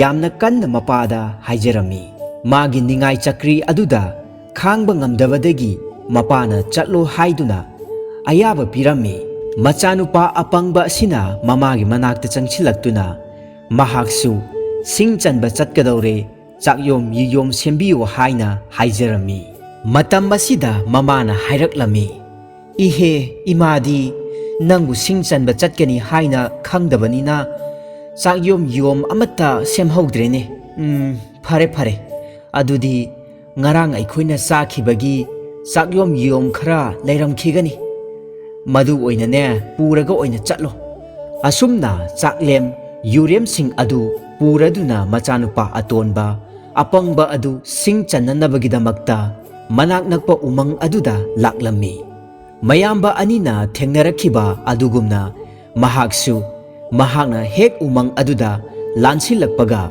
ꯑꯍꯜ ꯑꯣꯏꯔꯕ ꯃꯤ ꯃꯆꯥꯗꯨ ꯊꯦꯡꯅꯔꯝꯃꯤ꯫ ꯃꯍꯥꯛ ꯍꯦꯛ ꯎꯕꯒ ꯃꯤ ꯃꯆꯥꯗꯨꯅ ꯍꯥꯏꯔꯛꯂꯝꯃꯤ, "ꯃꯍꯥꯁꯣꯏ ꯏꯕꯨꯡꯉꯣ, ꯑꯩꯍꯥꯛ ꯑꯔꯥꯝ ꯈꯧꯔꯥꯡꯕꯅ ꯈꯥꯡꯕ ꯉꯝꯗ꯭ꯔꯦ꯫ ꯅꯍꯥꯛꯀꯤ ꯆꯥꯅ ꯊꯛꯅꯕꯒ ꯌꯥꯎꯔꯕꯗꯤ ꯈꯔ ꯄꯤꯕꯤꯔꯝꯃꯨ"꯫ ꯃꯇꯝ ꯑꯁꯤꯗ ꯑꯄꯪꯕ ꯅꯨꯄꯥ ꯑꯁꯤꯅ ꯈꯨꯝꯂꯛꯂꯝꯃꯤ, "ꯑꯍꯜ ꯑꯣꯏꯔꯕ ꯏꯄꯨ, ꯑꯩꯅ ꯄꯨꯔꯛꯂꯤꯕ ꯆꯥꯛꯌꯣꯝ ꯌꯨꯌꯣꯝꯁꯤꯡ ꯑꯁꯤꯗꯤ ꯉꯔꯥꯡ ꯑꯩꯈꯣꯏꯅ ꯆꯥꯈꯤꯕꯒꯤ ꯑꯔꯦꯝ ꯑꯄꯥ ꯉꯥꯛꯇꯅꯤ꯫ ꯃꯁꯤ ꯑꯩꯅ ꯏꯄꯨꯗ ꯄꯤꯖꯔꯕꯗꯤ ꯑꯩꯍꯥꯛ ꯄꯥꯞ ꯁꯣꯏꯗꯅ ꯆꯦꯜꯂꯣꯏꯗ꯭ꯔꯥ? ꯑꯔꯥꯝ ꯈꯧꯔꯥꯡ ꯀꯣꯛꯍꯟꯕꯗ ꯄꯥꯞ ꯀꯔꯤꯁꯨ ꯂꯩꯇꯦ. ꯅꯍꯥꯛꯀꯤ ꯆꯥꯛꯌꯣꯝ ꯌꯨꯌꯣꯝꯁꯤꯡ ꯑꯗꯣ ꯄꯨꯊꯣꯔꯛꯂꯣ. ꯑꯩ ꯄꯨꯛꯁꯦ ꯂꯥꯝꯕꯅ ꯌꯥꯗ꯭ꯔꯦ. ꯑꯣ, ꯐꯔꯦ ꯏꯄꯨ, ꯑꯩꯍꯥꯛ ꯆꯥꯛꯌꯣꯝ ꯌꯨꯌꯣꯝꯁꯤꯡ ꯑꯁꯦ ꯍꯥꯡꯗꯣꯔꯛꯂꯒꯦ, ꯑꯗꯨꯒ ꯑꯩꯈꯣꯏ ꯑꯅꯤ ꯄꯨꯟꯅ ꯆꯥꯃꯤꯟꯅꯔꯁꯤ꯫ ꯑꯁꯤ ꯍꯥꯏꯅ ꯍꯥꯏꯔꯒ ꯃꯥꯅ ꯆꯥꯛꯌꯣꯝꯁꯤꯡ ꯑꯗꯨ ꯍꯥꯡꯗꯣꯔꯛꯏ꯫ ꯃꯇꯝ ꯑꯗꯨꯗ ꯃꯍꯥꯛꯀꯤ ꯆꯥꯛꯂꯦꯝ ꯌꯨꯔꯦꯝꯁꯤꯡ ꯑꯗꯨ ꯑꯍꯥꯎꯕ ꯃꯊꯦꯜ ꯂꯨꯀꯣꯏ ꯉꯥꯛꯇ ꯑꯣꯟꯗꯨꯅ ꯂꯩꯔꯝꯂꯦ꯫ ꯃꯗꯨ ꯎꯔꯨꯕꯗ ꯑꯄꯪꯕꯗꯤ ꯉꯛꯄꯅ ꯂꯣꯏꯈ꯭ꯔꯦ꯫ ꯆꯥꯛꯌꯣꯝ ꯌꯨꯌꯣꯝꯁꯤꯡ ꯑꯗꯨ ꯆꯥꯕ ꯂꯣꯏꯔꯕ ꯃꯇꯨꯡ ꯑꯍꯜ ꯑꯗꯨꯅ ꯑꯄꯪꯕ ꯑꯗꯨꯗ ꯃꯍꯥꯛ ꯑꯁꯤ ꯂꯥꯏꯒꯤ ꯃꯇꯤꯛ ꯃꯌꯥꯏ ꯆꯦꯟꯕ ꯑꯍꯜꯅꯤ, ꯃꯥꯒꯤ ꯏꯆꯝ ꯆꯝꯖꯕ ꯑꯃꯗꯤ ꯊꯃꯣꯏ ꯁꯦꯡꯕ ꯑꯗꯨꯗ ꯑꯍꯜ ꯑꯗꯨ ꯌꯥꯝꯅ ꯄꯦꯜꯂꯝꯃꯤ꯫ ꯑꯍꯜ ꯑꯗꯨꯅ ꯑꯔꯥꯝ ꯈꯧꯔꯥꯡꯂꯕ ꯃꯇꯝꯗ ꯆꯥꯅ ꯊꯛꯅꯕ ꯄꯤꯕꯤꯕꯒꯤꯗꯃꯛ ꯃꯃꯜ ꯑꯣꯏꯅ ꯃꯥꯒꯤ ꯀꯔꯤꯒꯨꯝꯕ ꯈꯨꯗꯣꯜ ꯑꯃ ꯄꯤꯔꯒꯅꯤ ꯍꯥꯏꯅ ꯍꯥꯏꯔꯝꯃꯤ꯫ ꯃꯗꯨꯗꯒꯤꯗꯤ ꯑꯍꯜ ꯑꯗꯨꯅ ꯃꯃꯥꯡꯗ ꯍꯧꯔꯤꯕ ꯎꯖꯥꯎ ꯑꯗꯨꯗ ꯃꯈꯨꯠ ꯊꯤꯟꯗꯨꯅ ꯍꯥꯏꯔꯛꯂꯝꯃꯤ, ꯃꯁꯤꯗ ꯍꯧꯔꯤꯕ ꯎꯖꯥꯎ ꯑꯁꯤꯒꯤ ꯃꯈꯥꯗ ꯑꯩꯍꯥꯛꯅ ꯀꯔꯤꯒꯨꯝꯕ ꯄꯣꯠꯁꯛ ꯑꯃ ꯂꯣꯠꯇꯨꯅ ꯊꯝꯂꯤꯕꯅꯤ꯫ ꯅꯍꯥꯛꯅꯅꯦ ꯎꯖꯥꯎ ꯑꯁꯤ ꯌꯥꯜꯂꯒ ꯄꯣꯠꯁꯛ ꯑꯗꯣ ꯅꯍꯥꯛꯀꯤ ꯑꯣꯏꯖꯔꯣ, ꯑꯗꯨꯒ ꯃꯇꯨꯡ ꯇꯥꯔꯛꯄ ꯄꯨꯟꯁꯤꯗ ꯃꯥꯏ ꯄꯥꯛꯄꯗ ꯑꯣꯏꯖꯔꯣꯀꯣ꯫ ꯑꯁꯤ ꯍꯥꯏꯗꯨꯅ ꯊꯧꯖꯥꯜ ꯋꯥꯍꯩ ꯍꯥꯏꯔꯝꯂꯒ ꯑꯍꯜ ꯑꯗꯨ ꯃꯐꯝ ꯑꯗꯨ ꯊꯥꯗꯣꯛꯇꯨꯅ ꯆꯠꯈꯤꯔꯝꯃꯤ꯫ ꯑꯍꯜꯗꯨꯅ ꯆꯠꯈ꯭ꯔꯕ ꯃꯇꯨꯡ ꯑꯄꯪꯕ ꯍꯧꯒꯠꯂꯛꯇꯨꯅ ꯃꯃꯥꯡꯗ ꯂꯩꯔꯤꯕ ꯎꯖꯥꯎ ꯑꯗꯨ ꯌꯥꯟꯕ ꯍꯧꯔꯛꯂꯝꯃꯤ꯫ ꯎꯖꯥꯎꯗꯨ ꯌꯥꯟꯕ ꯃꯇꯝꯗ ꯃꯁꯥꯗꯨ ꯑꯋꯥꯕ ꯆꯣꯛꯊꯕ ꯃꯔꯤꯛ ꯑꯃ ꯐꯥꯎꯕ ꯐꯥꯎꯔꯝꯗꯦ꯫ ꯎꯖꯥꯎ ꯑꯗꯨꯕꯨ ꯃꯥꯅ ꯏꯔꯥꯏ ꯂꯥꯏꯅ ꯌꯥꯟꯊꯔꯝꯃꯤ꯫ ꯎꯖꯥꯎ ꯑꯗꯨꯒꯤ ꯃꯌꯥꯏ ꯊꯪꯕ ꯁꯔꯨꯛꯇ ꯍꯣꯔꯤꯕꯗꯨ ꯃꯥꯅ ꯊꯦꯡꯅꯔꯝꯃꯤ꯫ ꯑꯍꯣꯕ ꯃꯐꯝ ꯑꯗꯨꯗ ꯁꯅꯥꯒꯤ ꯉꯥꯅꯨ ꯑꯃꯈꯛ ꯌꯥꯎꯗꯨꯅ ꯂꯩꯔꯝꯂꯤꯕ ꯑꯗꯨꯁꯨ ꯃꯍꯥꯛꯅ ꯎꯔꯝꯃꯤ꯫ ꯁꯅꯥꯒꯤ ꯉꯥꯅꯨ ꯑꯗꯨ ꯎꯕꯗ ꯃꯍꯥꯛ ꯌꯥꯝꯅ ꯍꯔꯥꯎꯔꯝꯃꯤ꯫ ꯃꯗꯨꯗꯒꯤ ꯃꯥꯅ ꯁꯅꯥꯒꯤ ꯉꯥꯅꯨꯗꯨꯕꯨ ꯂꯧꯊꯣꯛꯇꯨꯅ ꯃꯃꯥꯡꯗ ꯊꯝꯂꯒ ꯃꯨꯟꯅ ꯌꯦꯡꯗꯨꯅ ꯂꯩꯔꯝꯃꯤ꯫ ꯅꯨꯃꯤꯠ ꯇꯥꯁꯤꯜꯂꯛꯄꯗꯒꯤ ꯃꯍꯥꯛ ꯌꯨꯝꯗ ꯍꯜꯂꯒꯦ ꯍꯥꯏꯗꯨꯅ ꯃꯐꯝ ꯑꯗꯨꯗꯒꯤ ꯊꯣꯔꯛꯂꯦ꯫ ꯑꯗꯨꯕꯨ ꯃꯥꯅ ꯉꯁꯥꯏ ꯂꯥꯛꯈꯤꯕ ꯂꯝꯕꯤ ꯑꯗꯨ ꯀꯥꯎꯈꯤꯕꯗꯒꯤ ꯃꯍꯥꯛ ꯑꯣꯟꯅ ꯇꯩꯅꯅ ꯑꯇꯣꯞꯄ ꯂꯝꯕꯤ ꯑꯃꯗ ꯑꯃꯨꯛ ꯂꯥꯛꯂꯝꯃꯤ꯫ ꯃꯇꯝꯗꯤ ꯑꯁꯨꯝ ꯊꯦꯡꯖꯤꯜꯂꯛꯂꯦ, ꯃꯌꯨꯝꯗꯤ ꯊꯤꯕ ꯐꯪꯖꯤꯜꯂꯛꯇ꯭ꯔꯦ꯫ ꯃꯔꯝ ꯑꯗꯨꯅ ꯃꯍꯥꯛ ꯂꯧꯃꯤ ꯑꯃꯒꯤ ꯌꯨꯝ ꯑꯃꯗ ꯆꯪꯖꯐꯝ ꯂꯧꯗꯨꯅ ꯂꯩꯔꯝꯃꯤ꯫ ꯍꯥꯏꯔꯤꯕ ꯂꯧꯃꯤ ꯑꯗꯨꯒꯤ ꯃꯆꯥꯅꯨꯄꯤ ꯑꯍꯨꯝꯁꯨ ꯂꯩꯔꯝꯃꯤ꯫ ꯃꯆꯥꯅꯨꯄꯤ ꯑꯍꯨꯝ ꯑꯁꯤꯅ ꯑꯄꯪꯅ ꯄꯨꯔꯛꯂꯤꯕ ꯁꯅꯥꯒꯤ ꯉꯥꯅꯨ ꯑꯁꯤꯕꯨ ꯌꯥꯝꯅ ꯄꯥꯝꯖꯔꯝꯃꯤ꯫ ꯃꯈꯣꯏꯒꯤ ꯄꯨꯟꯁꯤꯗ ꯑꯁꯨꯛ ꯐꯖꯕ ꯁꯅꯥꯒꯤ ꯉꯥꯅꯨ ꯑꯃꯠꯇꯁꯨ ꯎꯈꯤꯗ꯭ꯔꯤ꯫ ꯃꯔꯝ ꯑꯁꯤꯅ ꯃꯈꯣꯏꯅ ꯁꯅꯥꯒꯤ ꯉꯥꯅꯨꯗꯨꯒꯤ ꯃꯇꯨ ꯑꯃꯠꯇ ꯑꯣꯏꯔꯕꯁꯨ ꯂꯧꯒꯦ ꯍꯥꯏꯅ ꯅꯤꯡꯈꯤꯔꯝꯃꯤ꯫ ꯑꯍꯤꯡ ꯑꯗꯨꯗ ꯑꯄꯪꯅ ꯃꯥꯒꯤ ꯁꯅꯥꯒꯤ ꯉꯥꯅꯨ ꯑꯗꯨꯕꯨ ꯑꯇꯣꯞꯄ ꯀꯥ ꯑꯃꯗ ꯊꯝꯂꯝꯃꯤ, ꯑꯗꯨꯒ ꯃꯥꯅ ꯑꯇꯣꯞꯄ ꯀꯥ ꯑꯃꯗ ꯇꯨꯝꯂꯝꯃꯤ꯫ ꯃꯁꯤꯒꯤ ꯇꯟꯖꯥ ꯑꯁꯤ ꯂꯧꯔꯗꯨꯅ ꯂꯧꯃꯤ ꯑꯗꯨꯒꯤ ꯃꯆꯥꯅꯨꯄꯤ ꯑꯍꯜ ꯑꯗꯨꯅ ꯁꯅꯥꯒꯤ ꯉꯥꯅꯨ ꯊꯝꯂꯤꯕ ꯀꯥ ꯑꯗꯨꯗ ꯂꯣꯟꯅ ꯆꯪꯂꯛꯇꯨꯅ ꯉꯥꯅꯨ ꯑꯗꯨꯒꯤ ꯃꯇꯨ ꯑꯃ ꯊꯠꯀꯦ ꯍꯥꯏꯅ ꯇꯧꯔꯝꯃꯤ꯫ ꯑꯗꯨꯕꯨ ꯃꯥꯅ ꯉꯥꯅꯨ ꯑꯗꯨꯒꯤ ꯃꯇꯨ ꯑꯗꯨ ꯍꯦꯛ ꯊꯠꯂꯨꯕꯒ ꯃꯥꯒꯤ ꯃꯈꯨꯠ ꯑꯗꯨ ꯉꯥꯅꯨ ꯑꯗꯨꯗ ꯅꯞꯁꯤꯟꯈꯤꯔꯝꯃꯤ, ꯑꯗꯨꯒ ꯃꯥꯒꯤ ꯃꯁꯥ ꯑꯗꯨꯁꯨ ꯂꯦꯡꯕ ꯉꯝꯗꯅ ꯃꯐꯝ ꯑꯗꯨꯗ ꯑꯗꯨꯃꯛ ꯂꯦꯡꯗꯅ ꯂꯩꯔꯝꯃꯤ꯫ ꯉꯥꯏꯍꯥꯛ ꯑꯁꯨꯝꯅ ꯂꯩꯔꯕ ꯃꯇꯨꯡꯗ ꯂꯧꯃꯤ ꯑꯗꯨꯒꯤ ꯃꯆꯥꯅꯨꯄꯤ ꯌꯥꯏꯃ ꯑꯗꯨꯁꯨ ꯉꯥꯅꯨ ꯑꯗꯨꯒꯤ ꯃꯇꯨ ꯑꯃꯇꯪ ꯂꯧꯍꯧꯒꯦ ꯍꯥꯏꯗꯨꯅ ꯉꯥꯅꯨ ꯊꯝꯂꯤꯕ ꯀꯥ ꯑꯗꯨꯒꯤ ꯊꯣꯡ ꯑꯗꯨ ꯇꯨꯃꯤꯟꯅ ꯍꯥꯡꯗꯣꯛꯇꯨꯅ ꯆꯪꯁꯤꯜꯂꯛꯏ꯫ ꯃꯥꯅ ꯊꯣꯡ ꯑꯗꯨ ꯍꯥꯡꯗꯣꯛꯇꯨꯅ ꯆꯪꯁꯤꯜꯂꯛꯄꯗ ꯃꯥꯒꯤ ꯃꯆꯦꯅ ꯉꯥꯅꯨꯒꯤ ꯃꯇꯨ ꯐꯣꯏꯒꯦ ꯇꯧꯕꯒꯤ ꯃꯑꯣꯡ ꯑꯗꯨ ꯃꯥꯅ ꯎꯔꯝꯃꯤ꯫ ꯃꯗꯨꯗꯒꯤ ꯃꯥꯅ ꯃꯆꯦꯒꯤ ꯃꯅꯥꯛꯇ ꯆꯪꯁꯤꯜꯂꯛꯇꯨꯅ ꯃꯆꯦꯒꯤ ꯃꯈꯨꯠ ꯅꯥꯝꯃ ꯑꯗꯨꯗ ꯁꯣꯛꯂꯝꯃꯤ꯫ ꯃꯆꯦꯒꯤ ꯃꯈꯨꯠ ꯑꯗꯨ ꯍꯦꯛ ꯁꯣꯛꯂꯨꯕꯒ ꯃꯥꯒꯤ ꯃꯈꯨꯠ ꯑꯗꯨꯁꯨ ꯃꯆꯦꯒꯤ ꯃꯈꯨꯠ ꯑꯗꯨꯗ ꯅꯞꯁꯤꯟꯈꯤꯔꯝꯃꯤ, ꯑꯗꯨꯒ ꯃꯍꯥꯛꯁꯨ ꯃꯐꯝ ꯑꯗꯨꯗ ꯑꯗꯨꯃꯛ ꯂꯦꯡꯕ ꯉꯝꯗꯅ ꯂꯩꯔꯝꯃꯤ꯫ ꯑꯍꯤꯡ ꯅꯣꯡꯌꯥꯏ ꯑꯣꯏꯔꯛꯂꯕ ꯃꯇꯝꯗ ꯂꯧꯃꯤ ꯑꯗꯨꯒꯤ ꯃꯆꯥꯅꯨꯄꯤ ꯑꯇꯣꯟꯕꯤ ꯑꯗꯨꯁꯨ ꯉꯥꯅꯨ ꯑꯗꯨꯒꯤ ꯃꯇꯨ ꯑꯃꯇꯪ ꯂꯧꯍꯧꯒꯦ ꯈꯜꯂꯗꯨꯅ ꯉꯥꯅꯨ ꯊꯝꯂꯤꯕ ꯀꯥ ꯑꯗꯨꯗ ꯇꯨꯃꯤꯟꯅ ꯆꯪꯁꯤꯜꯂꯛꯂꯝꯃꯤ꯫ ꯃꯍꯥꯛꯅ ꯊꯣꯡ ꯑꯗꯨ ꯇꯞꯅ ꯍꯥꯡꯇꯣꯔꯛꯄꯒ ꯃꯥꯒꯤ ꯃꯆꯦ ꯑꯅꯤꯅ ꯂꯩꯔꯝꯂꯤꯕ ꯃꯑꯣꯡ ꯃꯇꯧ ꯑꯗꯨ ꯎꯔꯝꯃꯤ꯫ ꯃꯆꯦ ꯑꯅꯤꯅ ꯃꯉꯣꯟꯗ ꯇꯥꯛꯂꯝꯗꯅ ꯉꯥꯅꯨꯒꯤ ꯃꯇꯨ ꯑꯗꯨ ꯂꯧꯅꯅꯕ ꯍꯣꯠꯅꯔꯦ ꯍꯥꯏꯅ ꯈꯜꯂꯗꯨꯅ ꯃꯆꯥꯅꯨꯄꯤ ꯑꯇꯣꯟꯕꯤ ꯑꯗꯨ ꯌꯥꯝꯅ ꯁꯥꯎꯔꯝꯃꯤ꯫ Madudagi mana changchilakuna mache yaimagi makhut adu soklubada mahaksu machegi makhut aduda oina napsin khirami lengba karisu ngamlamde asumna machin manau ahum adu karisu tawba ngamdana ahing aduma ka aduda lenba tarami nongalabada apang adu magi nganu thamliba ka aduda changchilai laumi adugi machanupi ahum aduna mafam aduda lairamba ubada yamna ngaklami adubu mahakna karisu thoksadana magi nganu adubu puduna thoraklami mana nganu adu puduna thorakpada nupi ahum adusu wa kari amata ngangdana karisu tawba ngamdana matomta apangbadugi matung adumak inaduna laklami apangdi nupi ahumduna magi matungda inaduna lakli haibasi karisu khanglamde maramdi mahakna hanna phawa yengthoklamde apangduna mayum asum thiduna lakpada labuk ama phawduna laklami labuk aduda mana khul adugi lawyam chaba nupa ama thengnarami nupi ahumduna pareng sana apangi matungda asum innaduna chatpa adu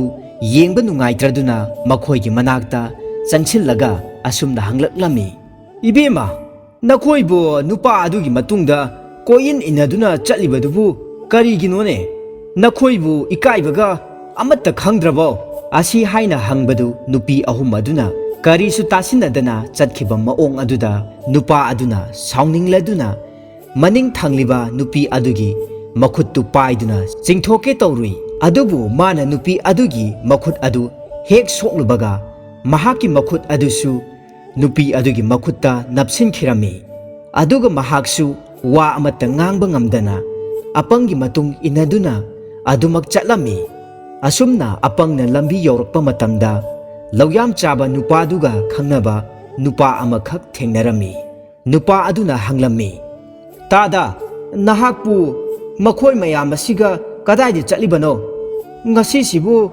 aigi law yonbagi chesang inaba numitu tadabu kawbirabro nupa aduna hairiba singadu tasinadana chatkhiba aduda nupa adusu sauninglaktuna lawyam chaba nupa adugi matungda tanaraktuna magi makhut adu paiduna khangching hek chinglami nupa dasu magi makhut hek thenglubaga magi makhut adu lawyam chaba nupa adugi makhutta napsin khirami aduga mahaksu wa machet amata ngangba ngamdana apangi matung inaduna lakpa tarami asum lakpana lambida lawyam chaba nupa aduga khangnaba nupa animagasu thengnarami makhoisu adumak makhoigi makhutsingdu samnaduna apangi matung inaduna laklami hojik apangi matungda laklibasi mi taret sujalakle apangna mayum asum thiduna lakpana atopa laibak amamuk lansilaklami laibak adugi ningthogi machanupi ama lairami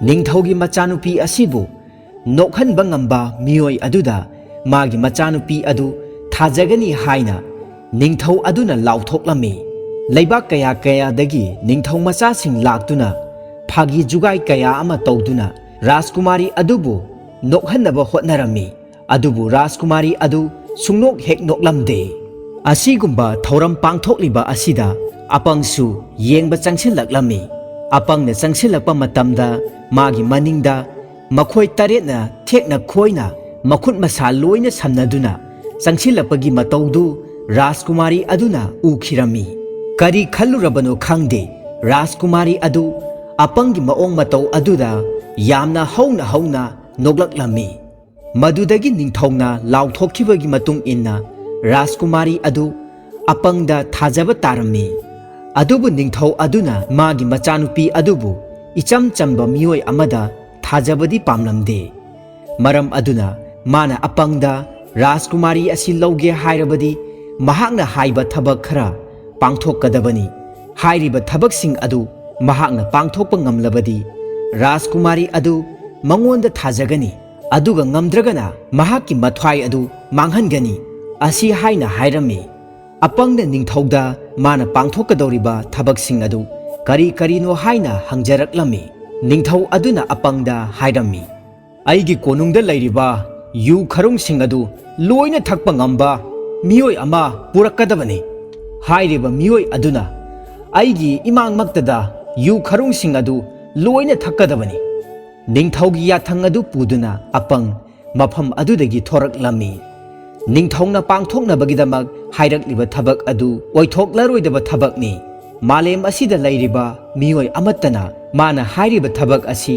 ꯄꯥꯡꯊꯣꯛꯄ ꯉꯝꯂꯣꯏ ꯍꯥꯏꯅ ꯃꯥꯅ ꯈꯜꯂꯝꯃꯤ꯫ ꯃꯗꯨꯗꯒꯤ ꯃꯥꯅ ꯑꯁꯨꯝ ꯂꯥꯛꯄꯗ ꯎꯃꯪ ꯑꯃꯒꯤ ꯃꯇꯥꯏ ꯑꯣꯏꯔꯝꯅ ꯂꯩꯕ ꯈꯨꯡꯒꯪ ꯑꯃꯗ ꯑꯍꯜ ꯑꯣꯏꯔꯕ ꯅꯨꯄꯥ ꯑꯃꯃꯨꯛ ꯊꯦꯡꯅꯔꯝꯃꯤ꯫ ꯑꯍꯜ ꯑꯗꯨꯅ ꯑꯄꯪ ꯍꯦꯛ ꯎꯕꯒ ꯍꯥꯏꯔꯛꯂꯝꯃꯤ, "ꯏꯕꯨꯡꯉꯣ, ꯑꯩꯍꯥꯛ ꯏꯁꯤꯡ ꯈꯧꯔꯥꯡꯕꯅ ꯈꯥꯡꯕ ꯉꯝꯗ꯭ꯔꯦ꯫ ꯑꯩꯍꯥꯛꯅ ꯏꯁꯤꯡ ꯀꯌా ꯑꯃ ꯊꯛꯈ꯭ꯔꯦ, ꯑꯗꯨꯕꯨ ꯑꯩꯒꯤ ꯑꯔꯥꯝ ꯈꯧꯔꯥꯡꯕ ꯑꯁꯤꯗꯤ ꯀꯣꯛꯎ ꯍꯥꯏꯕ ꯌꯥꯗ꯭ꯔꯦꯗꯣ꯫ ꯅꯍꯥꯛꯅ ꯉꯝꯂꯕꯗꯤ ꯑꯩꯒꯤ ꯃꯇꯦꯡ ꯑꯃꯨꯛꯇ ꯄꯥꯡꯕꯤꯌꯨ." ꯃꯇꯝ ꯑꯁꯤꯗ ꯑꯄꯪꯗ ꯋꯥꯈꯜ ꯑꯃ ꯂꯥꯛꯂꯝꯃꯤ꯫ "ꯈꯨꯔꯥ, ꯏꯁꯤꯡꯒꯤ ꯃꯍꯨꯠꯇ ꯌꯨ ꯉꯥꯛꯇ ꯑꯣꯏꯅ ꯊꯛꯄꯗꯤ ꯌꯥꯒꯗ꯭ꯔꯥ?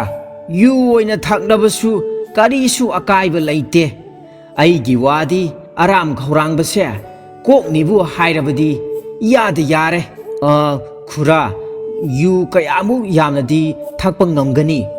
"ꯏꯕꯨꯡꯉꯣ, ꯅꯍꯥꯛꯅ ꯄꯤꯔꯤꯕ ꯃꯈꯩ ꯊꯛꯄ ꯉꯝꯒꯅꯤ." ꯃꯗꯨꯗꯒꯤ ꯑꯄꯪꯅ ꯑꯍꯜ ꯑꯗꯨꯕꯨ ꯅꯤꯡꯊꯧꯒꯤ ꯀꯣꯅꯨꯡꯗ ꯄꯨꯔꯛꯂꯝꯃꯤ꯫ ꯑꯗꯨꯒ ꯃꯥꯅ ꯍꯥꯏꯔꯤꯕ ꯃꯤꯑꯣꯏ ꯑꯗꯨ ꯄꯨꯔꯛꯂꯦ꯫ ꯃꯥꯒꯤ ꯀꯣꯅꯨꯡ ꯑꯗꯨꯗ ꯂꯩꯔꯤꯕ ꯌꯨꯁꯤꯡ ꯑꯗꯨ ꯂꯣꯏꯅꯃꯛ ꯄꯨꯊꯣꯔꯛꯂꯣ ꯍꯥꯏꯅ ꯍꯥꯏꯖꯔꯝꯃꯤ꯫ ꯃꯗꯨꯗꯒꯤ ꯅꯤꯡꯊꯧꯒꯤ ꯃꯅꯥꯏꯁꯤꯡ ꯑꯗꯨꯅ ꯀꯣꯅꯨꯡꯗ ꯂꯩꯔꯤꯕ ꯌꯨ ꯈꯔꯨꯡ ꯑꯃꯠꯇ ꯆꯤꯊꯗꯅ ꯄꯨꯊꯣꯔꯛꯂꯝꯃꯤ꯫ ꯃꯈꯣꯏꯅ ꯄꯨꯊꯣꯔꯛꯂꯤꯕ ꯌꯨ ꯈꯔꯨꯡꯁꯤꯡ ꯑꯗꯨ ꯑꯍꯜ ꯑꯗꯨꯅ ꯑꯃꯠꯇ ꯂꯦꯝꯍꯟꯗꯅ ꯊꯛꯇꯣꯛꯈꯤꯔꯝꯃꯤ꯫ ꯃꯤ ꯑꯃꯠꯇꯅ ꯄꯥꯡꯊꯣꯛꯄ ꯉꯝꯂꯔꯣꯏꯗꯕ ꯊꯕꯛ ꯑꯗꯨ ꯑꯍꯜ ꯑꯁꯤꯅ ꯏꯔꯥꯏ ꯂꯥꯏꯅ ꯄꯥꯡꯊꯣꯛꯄ ꯑꯁꯤꯗ ꯅꯤꯡꯊꯧ ꯑꯃꯗꯤ ꯃꯤꯌꯥꯝꯁꯤꯡ ꯑꯗꯨ ꯉꯛꯄꯗ ꯂꯣꯏꯈ꯭ꯔꯦ꯫ ꯑꯗꯨꯕꯨ ꯅꯤꯡꯊꯧ ꯑꯗꯨꯅ ꯑꯄꯪꯗ ꯃꯥꯒꯤ ꯃꯆꯥꯅꯨꯄꯤ ꯑꯁꯤ ꯊꯥꯖꯕꯗꯤ ꯄꯥꯝꯂꯝꯗꯦ꯫ ꯃꯔꯝ ꯑꯗꯨꯅ ꯃꯥꯅ ꯑꯄꯪꯗ ꯑꯇꯣꯞꯄ ꯊꯕꯛ ꯑꯃꯒ ꯑꯃꯨꯛ ꯄꯥꯡꯊꯣꯛꯅꯕ ꯍꯥꯏꯔꯝꯃꯤ꯫ "ꯃꯊꯪꯒꯤ ꯑꯌꯨꯛ ꯐꯥꯎꯕꯒꯤ ꯃꯅꯨꯡꯗ ꯆꯥꯛ ꯆꯐꯨ 100 ꯆꯥꯕ ꯉꯝꯕ ꯃꯤꯑꯣꯏ ꯑꯃ ꯄꯨꯔꯛꯀꯗꯕꯅꯤ꯫ ꯍꯥꯏꯔꯤꯕ ꯊꯕꯛ ꯑꯁꯤ ꯃꯥꯏ ꯄꯥꯛꯂꯕꯗꯤ ꯑꯩꯒꯤ ꯏꯆꯥꯅꯨꯄꯤ ꯔꯥꯖꯀꯨꯃꯥꯔꯤꯕꯨ ꯅꯉꯣꯟꯗ ꯁꯣꯏꯗꯅ ꯊꯥꯖꯒꯅꯤ." ꯅꯤꯡꯊꯧꯅ ꯍꯥꯏꯔꯛꯂꯤꯕ ꯊꯕꯛ ꯑꯗꯨ ꯑꯃꯨꯛꯀꯁꯨ ꯑꯣꯏꯔꯔꯣꯏ ꯈꯜꯂꯗꯨꯅ ꯑꯄꯪ ꯃꯌꯨꯝ ꯊꯤꯗꯨꯅ ꯂꯥꯛꯂꯝꯃꯤ꯫ ꯑꯃꯨꯛꯀꯁꯨ ꯉꯁꯥꯏꯒꯤ ꯈꯨꯡꯒꯪ ꯑꯗꯨ ꯌꯧꯁꯤꯜꯂꯛꯄ ꯃꯇꯝꯗ ꯃꯍꯥꯛꯅ ꯑꯍꯜ ꯑꯃ ꯊꯦꯡꯅꯔꯝꯃꯤ꯫ ꯑꯍꯜ ꯑꯗꯨꯅ ꯃꯍꯥꯛ ꯍꯦꯛ ꯎꯕꯒ ꯍꯥꯏꯔꯛꯂꯝꯃꯤ, "ꯏꯕꯨꯡꯉꯣ, ꯑꯩꯍꯥꯛ ꯃꯇꯝ ꯀꯨꯏꯅꯗꯒꯤ ꯆꯔꯥ ꯍꯦꯟꯗꯨꯅ ꯂꯥꯛꯂꯕ ꯃꯤꯁꯛꯅꯤ꯫ ꯑꯩꯒꯤ ꯑꯔꯥꯝ ꯈꯧꯔꯥꯡꯕ ꯑꯁꯤ ꯏꯕꯨꯡꯉꯣꯅ ꯌꯥꯔꯒꯗꯤ ꯑꯃꯨꯛꯇ ꯀꯣꯛꯍꯟꯕꯤꯌꯨꯕ." "ꯈꯨꯔꯥ, ꯆꯥꯛ ꯀꯌꯥ ꯌꯥꯝꯅꯗꯤ ꯆꯥꯕꯤꯕ ꯉꯝꯒꯅꯤ?" "ꯏꯕꯨꯡꯉꯣ, ꯅꯍꯥꯛꯅ ꯄꯤꯔꯤꯕ ꯃꯈꯩ ꯆꯥꯖꯕ ꯉꯝꯖꯒꯅꯤ꯫ ꯄꯨꯛꯁꯦ ꯂꯥꯝꯕꯅ ꯌꯥꯗ꯭ꯔꯦ." ꯃꯗꯨꯗꯒꯤꯗꯤ ꯑꯍꯜ ꯑꯗꯨ ꯑꯄꯪꯅ ꯀꯣꯅꯨꯡꯗ ꯄꯨꯔꯛꯂꯝꯃꯤ꯫ ꯅꯤꯡꯊꯧꯅ ꯍꯥꯏꯕ ꯊꯕꯛ ꯑꯗꯨ ꯄꯥꯡꯊꯣꯛꯆꯔꯒꯦ ꯍꯥꯏꯗꯨꯅ ꯅꯤꯡꯊꯧꯗ ꯋꯥ ꯍꯪꯒꯠꯆꯔꯛꯂꯝꯃꯤ꯫ ꯃꯗꯨꯗꯒꯤꯗꯤ ꯅꯤꯡꯊꯧꯒꯤ ꯃꯅꯥꯏ ꯃꯌꯥꯝ ꯑꯃ ꯆꯥꯛ ꯆꯐꯨ 100 ꯊꯥꯡꯗꯣꯔꯛꯂꯝꯃꯤ꯫ ꯍꯥꯏꯔꯤꯕ ꯆꯥꯛ ꯆꯐꯨ 100 ꯑꯁꯤ ꯑꯍꯜ ꯑꯗꯨꯅ ꯌꯥꯝꯅ ꯂꯥꯏꯅ ꯂꯣꯏꯅꯃꯛ ꯆꯥꯊꯣꯛꯈꯤꯔꯝꯃꯤ꯫ ꯑꯁꯤꯒꯨꯝꯕ ꯃꯤꯑꯣꯏꯕꯅ ꯇꯧꯉꯝꯗ꯭ꯔꯕ ꯊꯕꯛ ꯇꯧꯊꯣꯔꯛꯄ ꯑꯁꯤꯗ ꯅꯤꯡꯊꯧ ꯑꯗු ꯉꯛꯄꯅ ꯂꯣꯏꯈ꯭ꯔꯦ꯫ ꯑꯗꯨꯕꯨ ꯍꯧꯖꯤꯛ ꯐꯥꯎꯕ ꯃꯍꯥꯛꯅ ꯑꯄꯪꯗ ꯃꯍꯥꯛꯀꯤ ꯃꯆꯥꯅꯨꯄꯤ ꯊꯥꯖꯅꯤꯡꯂꯝꯗꯦ꯫ ꯃꯗꯨꯗꯒꯤꯗꯤ ꯃꯥꯅ ꯏꯔꯣꯏꯂꯣꯏꯕ ꯑꯣꯏꯅ ꯀꯔꯤꯒꯨꯝꯕ ꯁꯃꯨꯗ꯭ꯔꯗ ꯑꯃꯗꯤ ꯀꯪꯐꯥꯜꯗ ꯊꯧꯕ ꯌꯥꯕ ꯍꯤ ꯑꯃ ꯄꯨꯔꯛꯄ ꯉꯝꯂꯕꯗꯤ ꯃꯥꯒꯤ ꯃꯆꯥꯅꯨꯄꯤ ꯑꯗꯨ ꯍꯟꯗꯛꯇꯤ ꯁꯨꯡꯁꯣꯏ ꯁꯣꯏꯗꯅ ꯊꯥꯖꯒꯅꯤ ꯍꯥꯏꯅ ꯍꯥꯏꯔꯛꯂꯝꯃꯤ꯫ ꯑꯃꯨꯛꯀꯁꯨ ꯅꯤꯡꯊꯧꯅ ꯍꯥꯏꯔꯛꯂꯤꯕ ꯋꯥꯐꯝ ꯑꯁꯤ ꯑꯣꯏꯊꯣꯛꯂꯔꯣꯏ ꯈꯜꯂꯗꯨꯅ ꯑꯄꯪ ꯃꯌꯨꯝ ꯊꯤꯗꯨꯅ ꯂꯥꯛꯂꯝꯃꯤ꯫ ꯃꯥꯅ ꯑꯁꯨꯝ ꯂꯥꯛꯄꯗ ꯆꯤꯡꯗꯨꯝ ꯃꯆꯥ ꯑꯃꯗ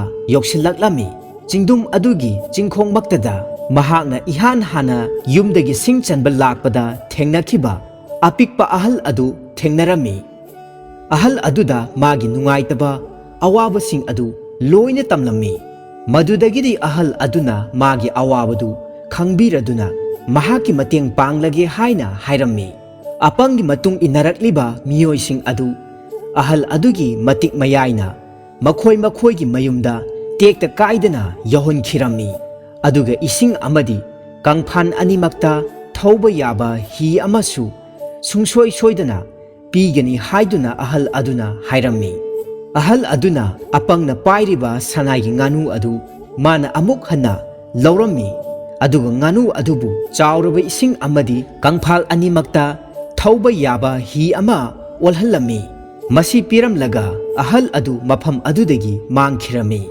ꯑꯍꯜ ꯑꯗꯨꯅ ꯄꯤꯔꯝꯂꯤꯕ ꯍꯤ ꯑꯗꯨ ꯊꯧꯔꯗꯨꯅ ꯑꯄꯪ ꯀꯣꯅꯨꯡꯗ ꯂꯥꯛꯂꯝꯃꯤ꯫ ꯑꯄꯪꯒꯤ ꯊꯧꯑꯣꯡ ꯑꯁꯤꯗ ꯅꯤꯡꯊꯧ ꯉꯛꯄꯅ ꯂꯣꯏꯈ꯭ꯔꯦ꯫ ꯃꯁꯤꯗꯒꯤꯗꯤ ꯃꯍꯥꯛꯅ ꯑꯄꯪ ꯑꯁꯤ ꯏꯆꯝ ꯆꯝꯕ ꯃꯤ ꯅꯠꯇꯦ ꯈꯜꯂꯗꯨꯅ ꯃꯥꯒꯤ ꯃꯆꯥꯅꯨꯄꯤ ꯑꯗꯨ ꯑꯄꯪꯗ ꯂꯨꯍꯣꯡꯕꯤꯔꯝꯃꯤ꯫ ꯑꯁꯨꯝꯅ ꯔꯥꯖꯀꯨꯃꯥꯔꯤ ꯑꯁꯤ ꯂꯨꯍꯣꯡꯂꯗꯨꯅ ꯑꯄꯪ ꯀꯣꯅꯨꯡꯗ ꯅꯨꯡꯉꯥꯏꯅ ꯂꯩꯔꯝꯃꯤ꯫ ꯅꯤꯡꯊꯧ ꯑꯁꯤꯅ ꯑꯍꯜ ꯑꯣꯏꯁꯤꯜꯂꯛꯇꯨꯅ ꯁꯤꯈ꯭ꯔꯕ ꯃꯇꯨꯡ ꯃꯥꯅ ꯂꯩꯕꯥꯛ ꯑꯗꯨꯒꯤ ꯅꯤꯡꯊꯧ ꯑꯣꯏꯔꯝꯃꯤ꯫ ꯃꯗꯨꯗꯒꯤꯗꯤ ꯑꯄꯪꯅ ꯂꯥꯏꯒꯤ ꯃꯇꯤꯛ ꯃꯌꯥꯏ ꯆꯦꯟꯕ ꯅꯨꯄꯥ ꯑꯗꯨꯒꯤ ꯃꯄꯥꯜꯗꯒꯤ ꯃꯍꯥꯛꯄꯨ ꯄꯣꯛꯄꯤꯕ ꯃꯃꯥ ꯃꯄꯥ ꯂꯣꯏꯅꯅ ꯃꯆꯤꯟ ꯃꯅꯥꯎꯁꯤꯡ ꯑꯗꯨ ꯊꯦꯡꯅꯗꯨꯅ ꯌꯥꯝꯅ ꯅꯨꯡꯉꯥꯏꯅ ꯄꯥꯟꯈꯤꯔꯝꯃꯤ꯫ ꯑꯁꯨꯝꯅ ꯏꯆꯝ ꯆꯝꯖꯕ ꯑꯄꯪꯕ ꯃꯤꯑꯣꯏ ꯑꯃꯅ ꯁꯤꯡ ꯆꯟꯕ ꯂꯥꯛꯈꯤꯕ ꯑꯗꯨꯅ ꯂꯩꯕꯥꯛ ꯑꯃꯒꯤ ꯅꯤꯡꯊꯧ ꯑꯣꯏꯈꯤ꯫